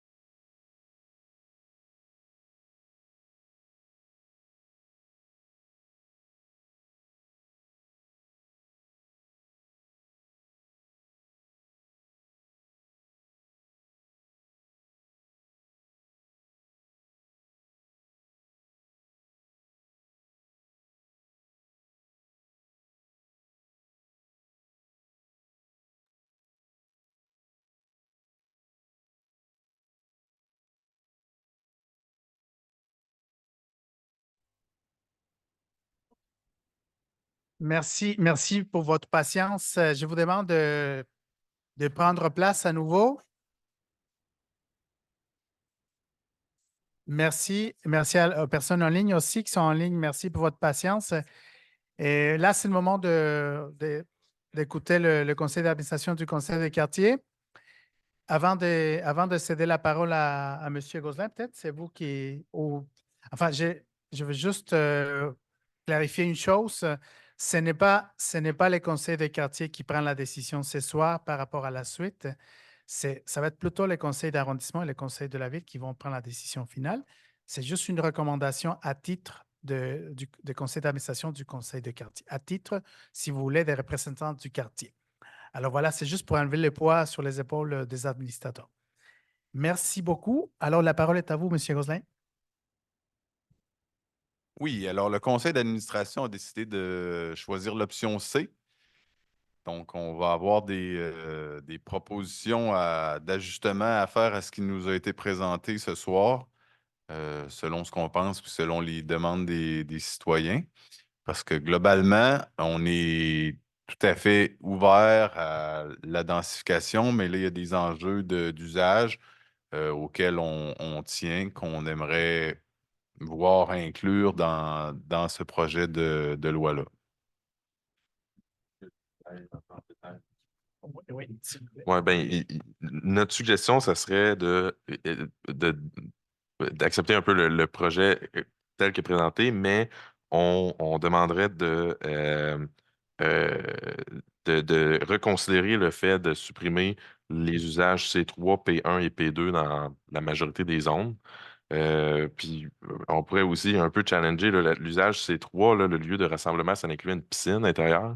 Puis j'aimerais juste rappeler qu'il y a un plan aquatique, un plan directeur aquatique qui a été présenté il y a quelques mois, qui inclut une piscine intérieure à Saint-Ville. Je ne sais pas, pas nécessairement sur Henri Bourassa, mais mais en tout cas, dans un futur, en tout cas, je vais juste challenger un peu là-dessus. Mais en tout cas, donc, ce serait notre recommandation. Puis l'autre chose, mais là, on ne sait pas trop comment le verbaliser, mais ce serait possiblement de considérer le fait de forcer à avoir un taux dans les zones, dans certaines zones mixtes, de forcer à avoir, mettons, des commerces à un étage et des habitations au-dessus pour tout en densifiant le secteur, forcer quand même des commerces locaux pour pas que ça devienne juste un secteur résidentiel sans activité locale. Voilà. Mais on va le formuler dans une belle phrase qu'on va transmettre à notre secrétaire de soutien. Mais c'est noté. Oui, Michel. Je vais prendre l'expression que vous avez mentionnée tantôt. Je vais faire du pouce sur votre proposition. J'ai bien compris les éléments que vous avez ajoutés. Vous avez vu le nombre de zones. Il y a certaines zones qui sont vraiment des petits terrains. Est-ce que vous voulez qu'on revienne avec une proposition, mettons un C3, dans une zone de petits terrains, on a peut-être moins sa place, d'aller peut-être dans des zones où on voit de plus vastes terrains pour conserver le C3. La deuxième option, conserver mixer certains étages. On va voir ce qu'on peut faire avec ça. Mais est-ce que vous voulez qu'on vous amène une petite analyse éventuellement, puis qu'on pourrait arriver avec une proposition au conseil d'arrondissement en disant ces zones-là, C3 pourraient mériter d'être conservées. Dans d'autres zones, ça ne serait peut-être pas possible, parce que C3, je comprends, oui, la piscine, tout ça, mais ça peut être le centre Vidéotron, c'est un C3. Tout ce qui est intérieur, sport, loisirs, tout ça, c'est intérieur, c'est un C3. Ça peut être toutes sortes de choses. Une salle de billard, c'est un C3, mais ça peut être aussi grand, notamment une salle de spectacle, comme vous avez mentionné tantôt. Puis, effectivement, j'ai été mentionné aussi, ça a besoin de stationnement, donc dans des petits terrains, c'est moins propice. Donc, on pourrait venir avec une proposition si vous voulez. OK. Oui, C'est mais noté. peut-être que je ferais juste du pouce de pas juste C3. Là. Moi, j'avais surtout le P2 aussi. Oui, mais c'est ça. P1, P2 aussi, on va avec une proposition, mais je parle davantage plus du C3. Dans les deux autres cas, ça peut être partout. Là. P1, P2, je comprends. P1, c'est davantage plus public, parce que là, on parle d'une bibliothèque, d'un musée, ces éléments-là. C'est davantage public. Donc, sur des petits terrains, encore là, c'est peut-être moins propice. Mais pour le P2, on va regarder ça, puis on va avec une proposition en fonction des éléments que vous avez mentionnés. OK, parfait. Est-ce que c'est correct? Alors, si je comprends bien, c'est plus favorable à la modification réglementaire en prenant en considération comme l'essence de la mixité, mais en regardant plus en détail, en analysant à nouveau les usages que vous avez mentionnés. C'est bien ça? Parfait. Merci. Merci beaucoup. Alors, c'est noté, c'est enregistré. Et avec ces points, on finit l'Assemblée publique des consultations et la demande d'opinion adressée au Conseil de quartier. Merci beaucoup pour votre participation. Merci beaucoup aux panélistes, monsieur Marcoux, monsieur Hubert. Et à partir de maintenant, le conseil d'administration va continuer avec la séance ordinaire. Vous êtes invités à rester si vous voulez. Fortement Bien. invité. Fortement invité, si vous voulez bien. Et c'est sûr qu'on va peut-être raccourcir, je ne sais pas là. Mais merci et merci aussi à ceux qui ont participé en ligne. C'est la première fois qu'on tient aussi une séance hybride pour les conseils d'administration d'Orsainville de cette manière. Merci beaucoup. Alors, sans plus tarder, je cède la parole à M. Gosselin pour la suite.